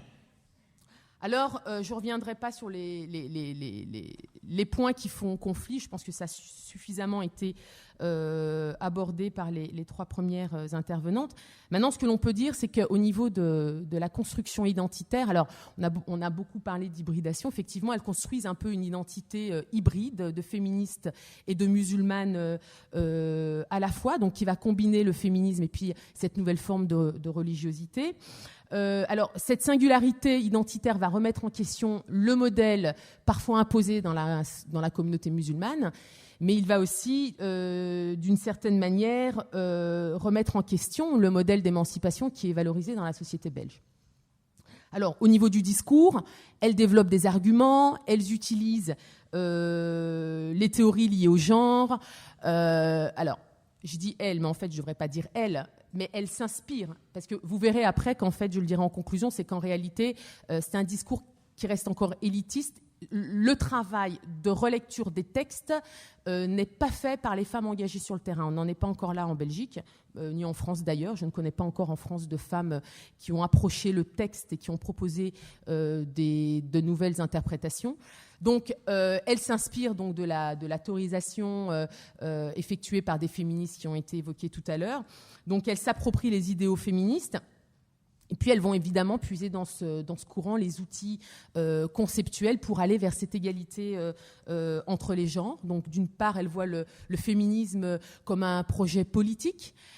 Et puis, dans la communauté, au sein de leur propre communauté de foi, elles vont revenir plus sur des questions d'ordre culturel. C'est ce qu'on perçoit en Belgique. Donc, la question des mariages forcés, la question, alors je le dis souvent dans les conférences parce que ça surprend toujours de savoir qu'en Belgique, on a, donc, pour revenir sur la question par exemple de l'excision, en Belgique, on a 6000 cas de filles qui sont excisées chaque année. 6000 jeunes filles ne sont pas excisées en Belgique, mais chaque année, elles partent au pays et puis elles reviennent excisées. Donc, les institutions européennes ont criminalisé cette pratique. Et puis, les femmes, donc, reviennent sur ces pratiques-là. En Belgique, c'est surtout ça, la question de l'excision, la question des mariages forcés, des questions très terre-à-terre aussi, fait de serrer la main à un homme. Il y a des débats, ces questions-là. Évidemment, on est pris en plein dans les débats liés au mariage mixte. Et puis des fois, c'est même pas les mariages mixtes, des fois, c'est simplement la question des mariages entre Marocains. Mais bon, lui, il est RIF et lui, il est de Casa, donc c'est pas des RIF, c'est pas. Non, mais c'est la réalité en Belgique. Hein. Je veux dire, on est encore face à ce genre de débat. Donc, bah voilà, des femmes qui arrivent avec un discours en disant, mais non, le prophète le prophète de l'islam, que la paix soit sur lui, a dit qu'il était nécessaire qu'il y ait la miséricorde, l'amour entre les deux personnes. Donc, elles essaient de démonter avec un argumentaire religieux ce genre de pratiques culturelles. Donc vous voyez que ça reste encore on est loin encore de cette relecture du fiqh et des débats très intellectualisés. On reste encore sur des pratiques très culturelles. Mais ça reste des féministes musulmanes. Donc en termes d'action, il y a différentes stratégies. Des réseaux comme le mouvement TET ou le mouvement MDF, Mouvement pour les droits fondamentaux, qui est devenu MIT entre-temps, MEET, je ne pourrais plus donner le détail. En tout cas, elles ont compris, et je trouve que la stratégie est intéressante, sur le modèle du collectif des féministes pour l'égalité à Paris, qu'il était nécessaire de créer des liens, des alliances sur des fronts communs. Donc ensemble, on se réapproprie des concepts tels que la justice, l'égalité, et puis on revendique cette égalité entre les genres avec des femmes d'horizons divers. Donc c'est une stratégie parce qu'on se rend compte que quand on est des femmes musulmanes, qu'on s'isole entre nous, bah, finalement le discours est moins entendu. Puis on a l'impression que quand on s'engage avec des féministes qui appartiennent à d'autres sensibilités, eh bien, on arrive à se mettre d'accord. Oui, c'est bon. Merci. On arrive à se mettre d'accord sur des luttes communes, donc c'est très intéressant. La question de l'utilisation du corps, l'inégalité au niveau salarial, etc. Puis il y a des nouvelles formes de mobilisation qui ont été mentionnées, donc les mobilisations transnationalistes, qui sont des jeunes filles qui essayent de créer un lien entre la théorisation de la pensée, avec des féministes qui ont été citées tout à l'heure, donc Amina Wadoud, Asma Lamrabet, et alors en Belgique, là ce soir il y en a une qui n'a pas été citée, c'est Aziza El Hibri, qui a créé un réseau Karama. Et nous en Belgique, pour le coup, c'est son fief, parce que chaque année, elle prend au moins 15 féministes musulmanes, elle les ramène aux États-Unis, elle les forme sur la question du fiqh. Donc, elle est prof de droit à l'université de Richmond, il me semble. Et elle a créé donc un contact direct avec l'ambassade des États-Unis. Et chaque année, elle va sur le terrain, puis elle cherche un petit peu des jeunes filles qui parlent anglais.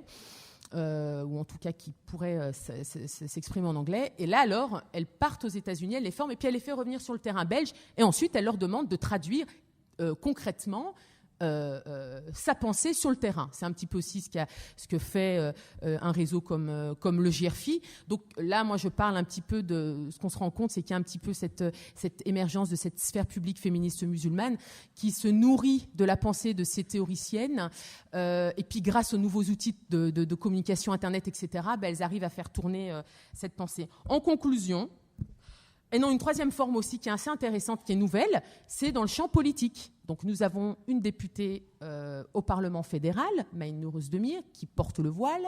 Et ça n'a pas fait autant. Oh, s'il y a eu des débats, mais vous savez, la communauté musulmane, notamment les Marocains, les Belges issus de l'immigration et d'origine marocaine, se sont fait leur place en Belgique. Donc nous avons un grand nombre de députés d'origine marocaine. C'est quelque chose d'acquis.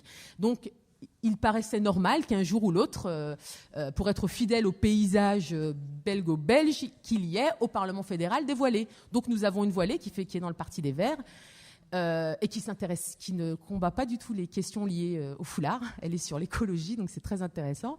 Et puis une autre qui vient de Farida Tahar, qui vient d'être aussi élue au sein du Parti socialiste, et donc elle est voilée aussi, puis elle fait de la politique. Donc il y a eu cette démarche audacieuse de ces femmes qui s'engagent en politique. En conclusion, deux choses. Il n'y a pas de mouvement féministe musulman en Belgique.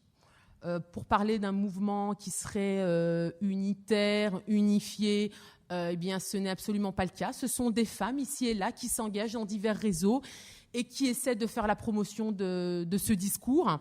La deuxième chose, c'est qu'il y a des difficultés dans la communauté musulmane puisque il y a encore une réticence à approcher le texte dans une perspective féministe. Il y a encore toujours cette peur de l'occidentalisation du Coran.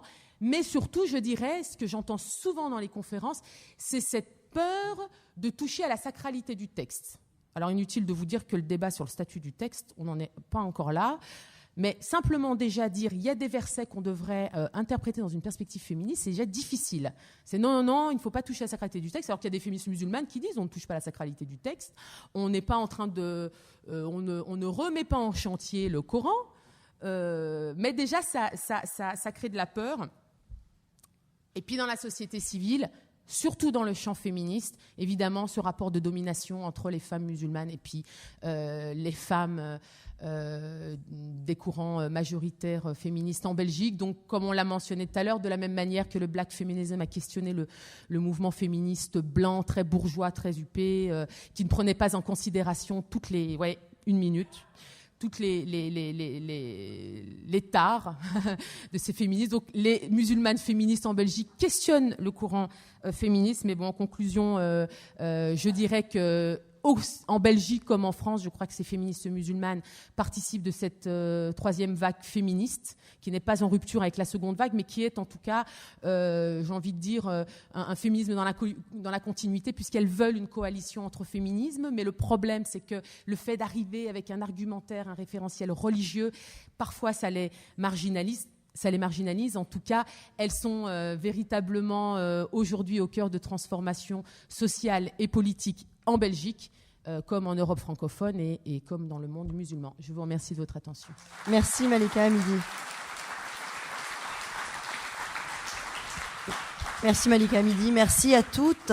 Donc ce soir, j'ai un peu joué le mauvais rôle, frustrant à la fois la tribune et peut-être la salle, mais c'était afin de laisser du temps à la discussion qui va donc commencer dès à présent. Ce que je vous propose, c'est qu'on prenne un petit lot de questions, puis qu'on revienne à la tribune et que les intervenantes puissent rebondir à leur guise sur les questions. Voilà. Y a-t-il des questions ? Un instant, on a un micro en salle qui va vous parvenir. Alors on essaie surtout... On est très nombreux et très nombreuses ce soir et on doit s'en féliciter. On essaie, dès la première question, de faire des questions qui ne soient pas trop longues et qui puissent laisser la parole à tous et à toutes. Je vais lire très court. Il y a une chanson qui dit « Où sont les femmes ?» Moi, je dirais « Où sont les hommes ?» dans tout ce que vous avez dit. Parce que j'ai jamais entendu, aucune d'entre vous, parler des hommes, du féminisme par rapport aux hommes. Merci de votre question. Est-ce que c'est une façon de voir du point de vue social et sociétaire ou intra-musulmane? Voilà, la question est totalement fondamentale. Vous voyez, je vais vous dire un truc, je devais aller voir un film très important, je préférais rester avec vous. Merci. Merci. On va peut-être prendre une autre question, une ici, puis une là-bas. Merci. Je ne m'étonne pas que ce soit l'homme qui prenne tout de suite la parole. Ils ont tort. Vous avez peur, messieurs, vous avez très peur. Et vous avez raison, parce que ça ne fait que commencer.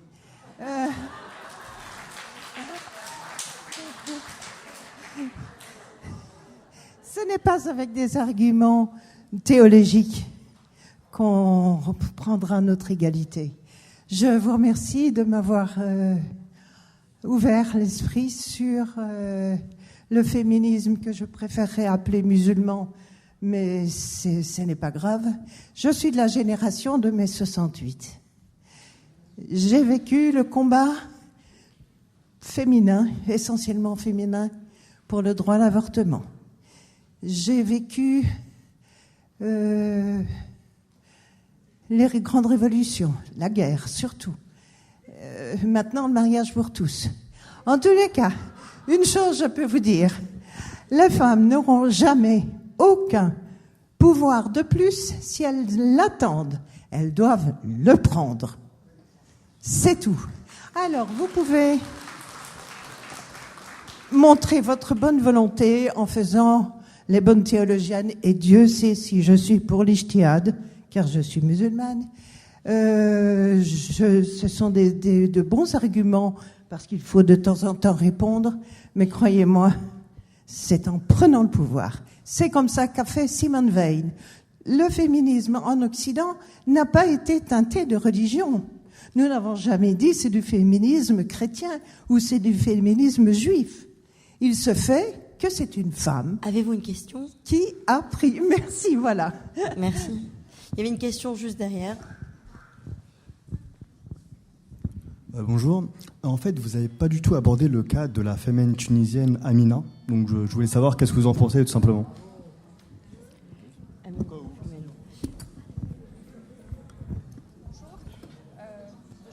Ah, pardon. Est-ce que le féminisme islamique est une solution de rechange au fondamentalisme religieux, qui notamment dans le pays du Maghreb? Merci.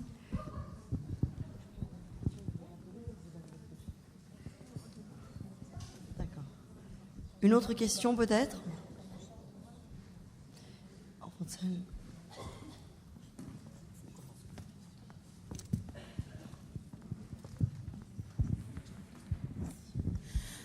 Oui, donc moi j'ai une question concernant l'Iran. J'aimerais savoir, vous avez parlé de modification du code.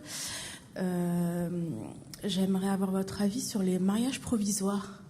Et qu'est-ce que vous en pensez? Ça se fait au détriment ou en faveur de quel genre? Y a-t-il d'autres questions? En fond de salle, monsieur? En fond de salle, sur la gauche. Là, derrière vous. Derrière vous. Derrière vous. Ah oui, pardon. Bonsoir, merci à toutes. Et en fait, ma question s'adressait notamment à Malika Hamidi et Zahra Ali. C'était sur la question des musulmans sexuellement minoritaires et du coup des positions des féministes islamiques sur justement la question de l'homosexualité et de l'islam, et s'il y avait une solidarité, s'il y avait des réserves. Et voilà, je pense notamment au projet de la mosquée inclusive de Ludovic Mohamed Zahed. Voilà, merci. Une dernière question avant de revenir à la tribune, puis on fera l'aller-retour si on a encore le temps. Bonsoir, merci pour les interventions. Si j'ai bien compris, l'argument sur l'historisation a été mis en avant par pas mal de féministes, justement pour contrer une vision un peu inégalitaire. Mais qu'est-ce qu'elles répondent à l'argument qu'on entend souvent sur le fait que les femmes sont un objet sexuel et que donc les hommes étant faibles face à cette tentation, il faut notamment les voiler. Qu'est-ce que les féministes de tous ces pays-là répondent très concrètement à cet argument-là? Merci. Merci, je crois qu'on va revenir à la tribune avant de finir en arborescence un peu. Non, je vous laisse prendre la parole comme vous voulez, vous n'êtes pas obligé de traiter question par question. Il y a certaines questions qui ont été posées, par exemple, directement à certains. On fait l'ordre alors. Non, mais je pense que par exemple, sur la mosquée inclusive, puisque vous avez fait une tribune, vous pouvez prendre la parole. Voilà. Vous avez fait une commune. Oui, ça c'est. Allons-y, c'est reparti. Alors, je commence. Oui. Alors, juste sur la question de... Alors, où sont les hommes? Alors, ce serait la caricature, justement, de faire du projet féministe ou du féminisme ou des féminismes un projet contre les hommes. L'idée, justement, c'est d'interroger une symbolique de rapport de pouvoir masculin-féminin qui est posée comme sous la forme d'un rapport de domination. Donc, l'idée, effectivement, c'est que...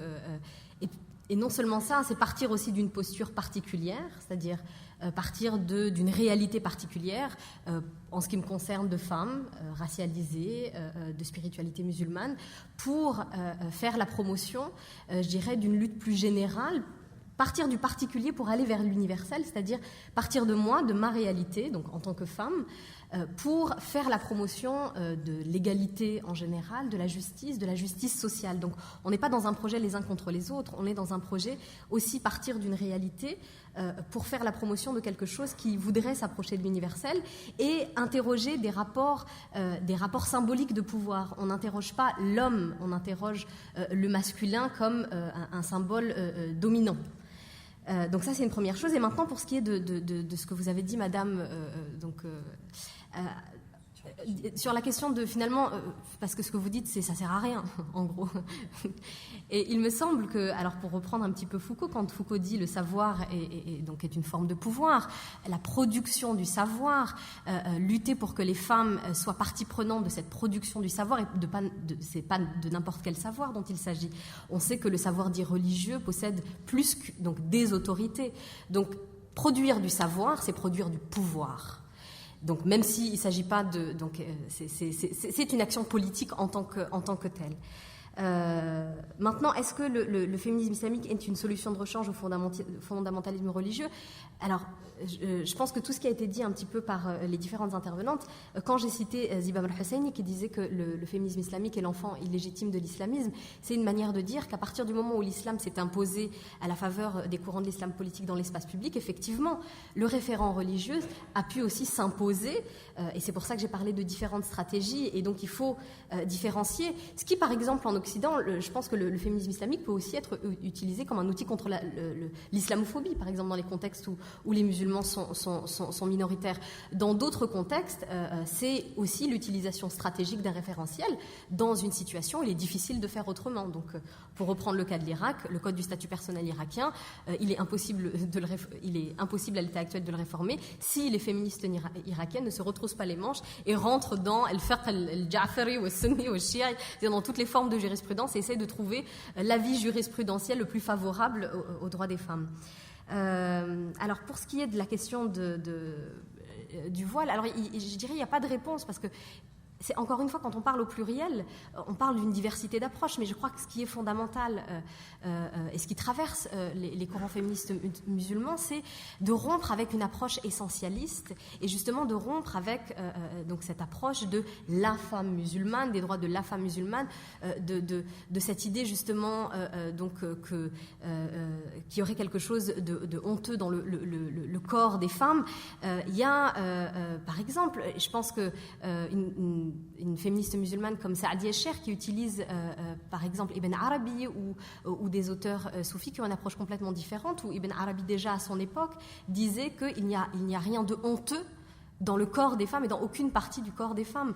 Donc en utilisant un certain nombre d'auteurs, en faisant revivre aussi un certain nombre d'auteurs oubliés, il y a des approches différentes qui commencent à émerger, mais il y a encore une fois une réelle diversité, et je pense qu'on peut tout de même désigner féministes musulmans un certain nombre de positionnements. On va d'un positionnement, je dirais, qui reste assez conservateur, à un positionnement complètement libéral, où là on a par exemple le mouvement Progressive Muslims, si on fait référence à Omid Safi par exemple aux États-Unis, où on a vraiment des remises en question beaucoup plus fondamentales, et où là effectivement la question du corps, la question de l'homosexualité par exemple est abordée de manière absolument directe, avec je dirais une acceptation, un respect du droit des homosexuels. Donc encore une fois, voilà, on est dans un mouvement qui est extrêmement divers, on a des positions qui vont, je dirais, de la plus traditionnelle à la plus libérale. Oui, alors je vais essayer de répondre aussi comme ça un petit peu. Alors où sont les hommes? C'est toujours un peu la question. Écoutez, je pense qu'il ne faut vraiment pas se sentir mis en cause. Effectivement, comme vous l'avez dit, on est dans un système... patriarchie, patriarcat, processus de patriarcalisation, technologie du genre, enfin on a toute une série de concepts dans nos métiers qui montrent comment en fait chaque individu quand il naît, il est genré, quoi. On lui impose un genre, et jusque-là ce genre allait avec des formes de domination. Donc l'homme est autant victime qu'acteur de ces processus de genrification, si on peut dire, et donc lui aussi il est victime d'un ce système à son niveau. Pour vous dire juste quelque chose, enfin, il peut l'être ou pas, peu importe. Et les femmes peuvent être les meilleures reproductrices de ce système. Si on pense à certaines mères, on peut tout à fait l'imaginer, mais on peut aussi penser à beaucoup de choses. Donc, c'est pas une question, de femme ou d'homme, c'est une question de système. Déjà, et si vous voulez, par exemple, dans le champ de l'étude des masculinités, qui est un petit peu le nouveau champ qui s'ouvre beaucoup maintenant. Il y a ce concept qui a été développé de masculinité hégémonique et qui montre comment une norme de masculinité donc hégémonique, donc faisant office de référence à diverses selon les contextes, selon les pays, selon les époques, etc. On est toujours ont été créées historiquement, sociologiquement, etc. Et qu'elles sont aussi une imposition tout autant pour les hommes qui doivent s'y conformer que pour. Enfin, voyez. Donc, on n'est pas du tout dans des contextes d'opposition. On est dans une réflexion sur des formes de discrimination qui peuvent toucher différentes personnes. Et pour continuer un peu là-dessus, c'est vrai que quand on voit le travail notamment des théologiennes, ce qui paraît intéressant, c'est qu'elles ont tout à fait montré comment, avec le développement des normativités islamiques et d'un fiqh qu'elles nomment, pour certaines d'entre elles, un fiqh de la soumission, un droit islamique de la soumission, elles mettent tout à fait en parallèle la question démocratique, plus large, avec la question de la discrimination sexuelle en termes de sexe. Donc, elles reviennent à l'esprit d'un Coran qui était à la fois révolutionnaire, avec un esprit démocratique appuyé sur la société civile, et elles mettent ça elles montrent comment les diverses dynasties ensuite et les États autoritaires qui se sont succédés, avec au départ les Omeyyades, ont développé un fiqh qui a été aussi une collusion entre des pouvoirs, le pouvoir des religieux, les oulémas, etc. Donc on doit conforter des pouvoirs, etc. Et comment ça s'est construit. Donc ce que je veux dire, c'est que cette pensée, c'est aussi une pensée de la démocratie, de la démocratisation et d'un processus de citoyenneté égalitaire. C'est pas qu'une pensée homme-femme, en fait. Ça va bien au-delà de ça. Donc ça, c'est un des points. La prise de pouvoir, moi, je suis tout à fait d'accord. L'autorité féminine, la prise de pouvoir dans différents domaines, le religieux en est un. C'est un peu un débat. Voilà. Pour la question des fémènes auxquelles il n'y a pas trop de la fémène tunisienne. Je ne sais pas trop ce qu'il y a à dire, à part que, au fond, ce qu'on constate, c'est qu'aujourd'hui, effectivement, il y a des mouvements féministes très récents, fin des années 2000, dans les sociétés arabes, dans certaines d'entre elles, qui ont abordé fortement la question du corps et la question des sexualités. Ça permettra aussi d'aborder cette question de la mosquée inclusive. C'est très récent. C'est la fin des années 2000. Ça émerge surtout dans un pays comme le Liban, qui s'est absolument pas illustré par un féminisme politique extrêmement, on va dire, alternatif et revendicateur jusqu'à la fin des années 2000. Mais il faut dire que le corps a été, pendant longtemps, un impensé des féminismes séculiers des sociétés arabes et musulmanes. Alors évidemment, toutes les féministes ont été abreuvées par les écrits de Nawal Saadawi, donc cette médecin gynécologue dès les années 60. Elles le disent toutes dans leur biographie. J'ai lu Nawal Saadawi et j'ai eu un choc, etc. Et avec cette question du corps et de la sexualité, etc. Pour autant, ça n'avait pas été porté jusque-là comme cause publique sur la scène publique. Pour des raisons. Chaque contexte forge ses luttes en fonction des exigences de ce contexte, mais en tout cas, donc on peut imaginer qu'à la fin des années 2000, on a cette émergence du corps et de la question de sexualité qui rentre.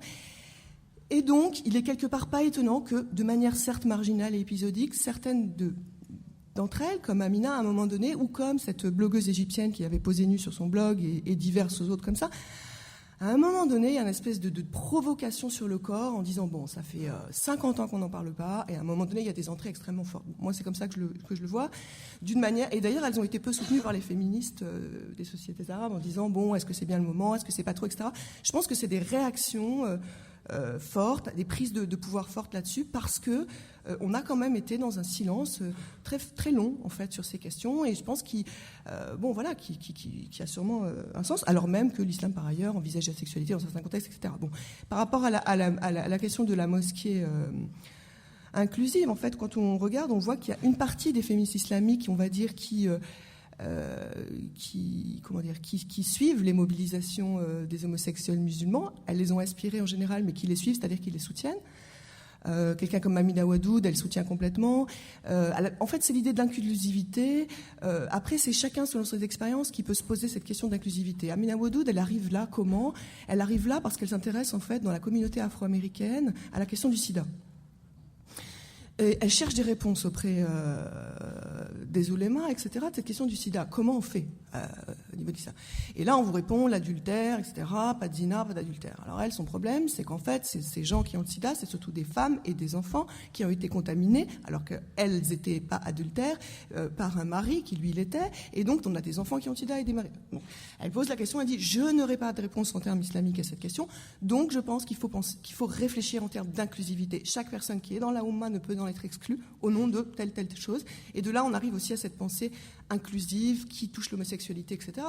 Un certain nombre d'entre eux vous disent, dont Ludovic, j'ai pas choisi d'être homosexuel parce que si j'avais été assez bête pour en étant musulman, etc., né d'une famille d'origine algérienne, choisir d'être homosexuel, franchement, j'aurais vraiment choisi un dur chemin, alors que j'aurais pu en choisir un plus facile. Et c'est pareil pour qu'on soit né ici ou là. Donc il dit, j'ai pas choisi, ça a été imposé à moi, j'ai été obligé de faire face, je suis profondément croyant, etc. Bon, bref, il y a des pèlerinages qui se font ensemble, mais on va dire que c'est un bout du féminisme islamique qui prolonge, d'autres ne se prononcent pas, sont pas forcément pour, etc. On a la décision, ça fait aussi partie de la diversité. Ouais. On va laisser voilà, toutes les intervenantes n'ont pas encore parlé. Voilà,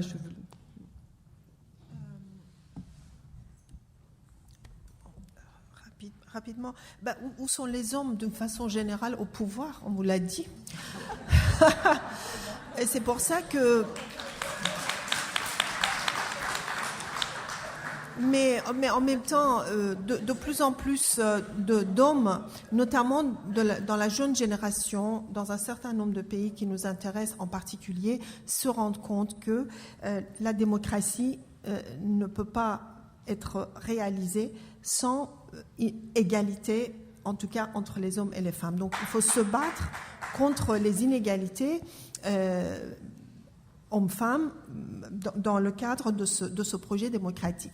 Dans le cas de l'Iran, mais pas que, on vous a cité un certain nombre de contextes. Par exemple, dans le cas de l'Iran, un certain nombre d'hommes, certes très minoritaires, mais quand même ils existent, et c'est pas n'importe lesquels, qui depuis au moins plus de 15 ans maintenant, ont beaucoup soutenu la lutte des féministes islamiques, la réinterprétation du Coran, des traditions, en disant par exemple qu'il n'y a absolument rien dans l'islam, ni sunnite ni chiite d'ailleurs, pour interdire les femmes d'être juges, d'être président de la République, d'être guide, d'être égales aux hommes. Et donc les hommes sont au pouvoir, mais certains d'entre eux parfois aussi militent aux côtés des femmes.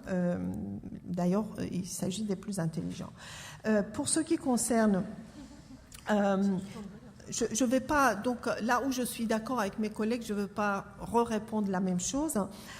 Concernant la question portant sur l'historicisation et le voile, effectivement, ça nous aide beaucoup. Il se trouve que j'ai fait un travail de recherche là-dessus. Alors, ce qu'on peut savoir, c'est que le voile, au début, ça veut dire il y a plusieurs milliers d'années, symboliser le statut des femmes. Et par exemple, dans mon pays d'origine, l'Iran, les femmes aristocrates étaient voilées, mais les autres femmes, c'est-à-dire les femmes ordinaires, n'étaient pas voilées, c'est-à-dire n'avaient pas le droit de se voiler. Et les prostituées, par exemple, n'avaient pas le droit de se voiler. Vous voyez, donc le voile était un symbole de statut. Quand on regarde pareil dans l'Empire ottoman, pareil s'agissant des femmes d'origine aisée. Donc le voile, c'était vraiment un marqueur de statut social. D'ailleurs, par exemple, on constate que, alors même que les femmes aristocratiques ou des femmes de la bourgeoisie même, jusqu'à très récemment, c'est-à-dire jusqu'à il y a encore un siècle, ne sortaient jamais sans voile. Les femmes ordinaires travaillaient sans voile. Par exemple, en Égypte, des femmes qui travaillaient dans la rue, ça a été travaillé par des historiennes et historiens, souvent ne portaient pas nécessairement le voile. Maintenant, ce qui est intéressant aussi, c'est que dans le même cas, quand ces femmes commencent à sortir de chez elles voilées pour accéder à l'espace public, on les critique aussi, c'est-à-dire les voyageuses et les voyageurs occidentales et occidentaux, c'est-à-dire un certain nombre de féministes occidentales de cette époque-là, c'est-à-dire fin 19e siècle, on commence à critiquer l'apparition de ces femmes voilées dans le bazar, par exemple, ou dans les souks, etc. Alors que pour ces femmes, il s'agissait d'un outil qui leur permettait de sortir dans l'espace public. Et j'ai eu j'ai exactement la même analyse concernant justement le voile pour certaines femmes, grâce auquel elles ont obtenu l'autorisation de la part de leur famille d'aller faire des études, voire de travailler quand c'est encore possible de travailler en se voilant, tandis que le même voile, quand c'est obligatoire, comme c'est le cas de mon pays d'origine, l'Iran, et ça exclut des pans entiers des femmes et ça crée un mouvement contre le voile. Donc, la contextualisation et historicisation nous permet de ne pas sacraliser le voile et aussi, comme je l'ai dit précédemment dans mon exposé, de se rendre compte qu'il y a des femmes qui n'étaient pas voilées, qui se sont voilées, qui se sont dévoilées, qui se sont revoilées. Voilà, c'est ça le voile. C'est pas, il ne faut pas sacraliser et ce n'est pas quelque chose qu'on met une fois pour tout. Donc, une fois qu'on a compris ça, je pense qu'on a compris beaucoup de choses. Juste la dernière question qui concernait pour le coup cette fois-ci l'Iran ou alors le chiisme, puisque le mariage temporaire ou mut'a ou siré, si vous voulez, concerne que la jurisprudence chiite décima. Écoutez, il faut dire que dans ce pays, là, et selon moi, j'ai fait des enquêtes donc à l'échelle nationale en Iran, des jeunes à qui on a posé la question étaient contre le mariage temporaire et regardaient le mariage en tant qu'un projet à vie qui ne concernait pas seulement des rapports sexuels. Or, le mariage temporaire concerne les rapports sexuels. Et si jamais il y a un enfant qui est né par hasard, parce que le but du mariage temporaire, selon l'ensemble des traités religieux que nous avons, n'est pas de la procréation, mais seulement donc la sexualité, si vous voulez. Si jamais un enfant est né, ses droits sont préservés. C'est-à-dire que l'enfant va hériter la même part que ses frères et sœurs légitimes. Mais selon tout ce que j'ai fait comme enquête en Iran et d'autres ont fait, le mariage temporaire est considéré souvent comme une prostitution licite. Voilà. Je ne peux pas aller plus loin que ça.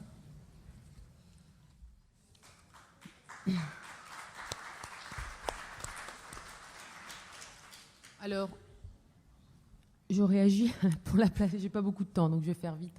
C'est embêtant d'intervenir la dernière. La place des hommes. Alors, c'est intéressant de le souligner, parce que où sont les hommes dans le débat? Ah. Je suis vraiment navrée, on a très peu de temps pour conclure. Malika n'a pas encore eu la parole. Peut-être qu'on va la laisser répondre, et puis si vraiment c'est pas satisfaisant, mais je pense que le temps court un peu. Madame Hamidi, vous voulez reprendre la parole? Bon, on me dit de faire vite, donc je fais vite. Femen, alors, Femen, j'ai eu l'honneur, si on peut parler d'un honneur, de débattre jeudi dernier avec Ina Shevchenko, la leader ukrainienne du mouvement Femen. Alors c'était très intéressant, malheureusement. L'émotionnel prenait le pas sur le débat, donc c'était très embêtant. Bon, ce que je pense, moi, en tant que femme musulmane de ce mouvement et de Emina Tyler, elles s'inscrivent dans une démarche féministe avec leur opération coup de poing, c'est ce qu'elles disent. Donc, en tant que femme musulmane et féministe, je ne peux pas leur reprocher d'être dans cette démarche-là. Maintenant, imposer la nudité comme un baromètre de libération, ça me pose problème.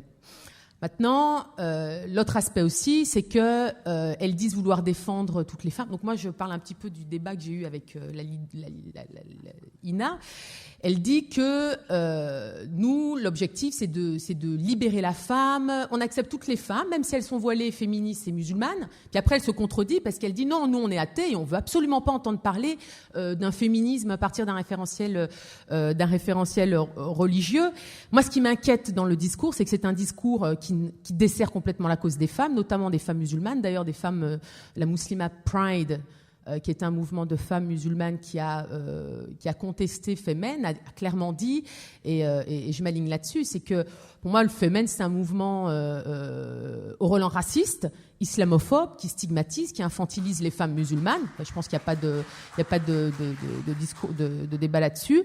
Mais quand on utilise, par exemple, Emina Tyler, et ses parents l'ont dit, on a profité de la fragilité psychiatrique d'Emina Tyler pour dire, et c'est ce que Ina dit, elle représente les femmes tunisiennes. Alors là, moi, je suis pas d'accord. Elle est absolument pas représentative des femmes tunisiennes. Elle fait peut-être partie d'un pan de la société tunisienne, mais elle ne représente pas les femmes. Alors elles disent oui, il faut les libérer, etc. Donc moi, c'est un petit peu ce discours comme ça radical qui me dérange. Mais maintenant, Femen ne m'empêche pas de dormir parce que c'est un féminisme dans la forme, absolument pas un féminisme dans le fond. Et d'ailleurs, on le voit bien quand on débat avec elle. Il y a absolument pas, et je veux pas que ça paraisse arrogant, mais c'est qu'il y a aucun argument, il y a aucune. D'abord, on peut pas discuter parce qu'elle est convaincue qu'on est aliéné par le foulard, et ça me permet de rebondir sur la question du foulard. Femen, c'est un discours, c'est un courant anticlérical pour moi. C'est pas simplement un courant islamophobe. Hein. Elles ont clairement un problème avec la religion, et elles le disent clairement. Soit c'est leur point de vue. Concernant le foulard, je crois que les femmes musulmanes, ce qui ressort du terrain, les féministes musulmanes, elles sont pas véritablement en train de remettre en question ce foulard-là, parce que pour elles, la question de l'objectivation sexuelle du corps, elles n'en parlent pas. Elles disent le foulard, c'est une prise de pouvoir politique. Et d'ailleurs, même certaines, dernièrement, une me disait, mon foulard, il est féministe et politique avant tout. Donc vous voyez bien qu'elles sont dans une démarche de revendication politique, et absolument pas dans une démarche, en tout cas, moi c'est pas ce que j'ai ressenti, de remettre en question le verset relatif au foulard. Mais je ne dis pas que ce débat n'existe pas, parce que lorsqu'on s'intéresse à des intellectuels comme Khaled Abou El-Fadl ou d'autres qui ont inspiré des militantes musulmanes, il y a tout un débat sur la question du voile, et alors là, ça peut créer des réflexions, quoi. Sur la question de Jean-François, il y a un point commun entre le féminisme islamique. Donc Jean-François, c'est le jeune garçon qui avait posé la question sur les liens entre le féminisme islamique et puis l'homosexualité, en tout cas les revendications.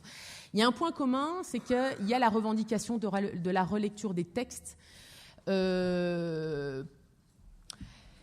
je ne perçois pas, en tout cas, du point de vue du terrain, d'alliance stratégique entre les féministes musulmanes, en Belgique, hein, et en France, je ne vois pas, peut-être une ou deux personnes qui sont dans les deux réseaux, H2MF et puis des réseaux féministes, mais je ne vois pas et je ne perçois pas j'ai envie de dire, d'audace, parce qu'il faut être audacieux pour se dire on va faire une lutte commune. Je vois des objectifs communs, mais je ne vois pas d'alliance stratégique commune entre les féministes musulmanes et les homosexuels musulmans. Ça, je ne le perçois pas. En Belgique, comme je vous dis, on est encore loin de certains débats, donc je ne pense pas qu'on va arriver à une alliance entre les homosexuels musulmans et les féministes musulmanes. On est encore très loin. Et je ne pense pas que ce soit même un débat... c'est un débat tabou, il faut le dire. C'est un débat sur lequel beaucoup d'intellectuels peinent à se prononcer. Et je ne vois pas d'alliance stratégique en termes d'action. Effectivement, il y a une réflexion qu'Emina Wadoud a effectuée. Elle a eu le courage de le faire, mais... Et la Junta Islamica, oui, Abdel Nour Prado, etc. Oui, tout à fait. Les colloques qui ont lieu à Barcelone ont abordé effectivement l'inclusivité entre les genres. Donc, la question a été abordée. Ouais. Un grand merci à vous toutes, vraiment, et à vous tous et toutes d'être là. On n'aura pas le temps de prendre d'autres questions, mais pour continuer le débat, à l'entrée de la salle, sur table, des ouvrages disponibles. Et merci encore.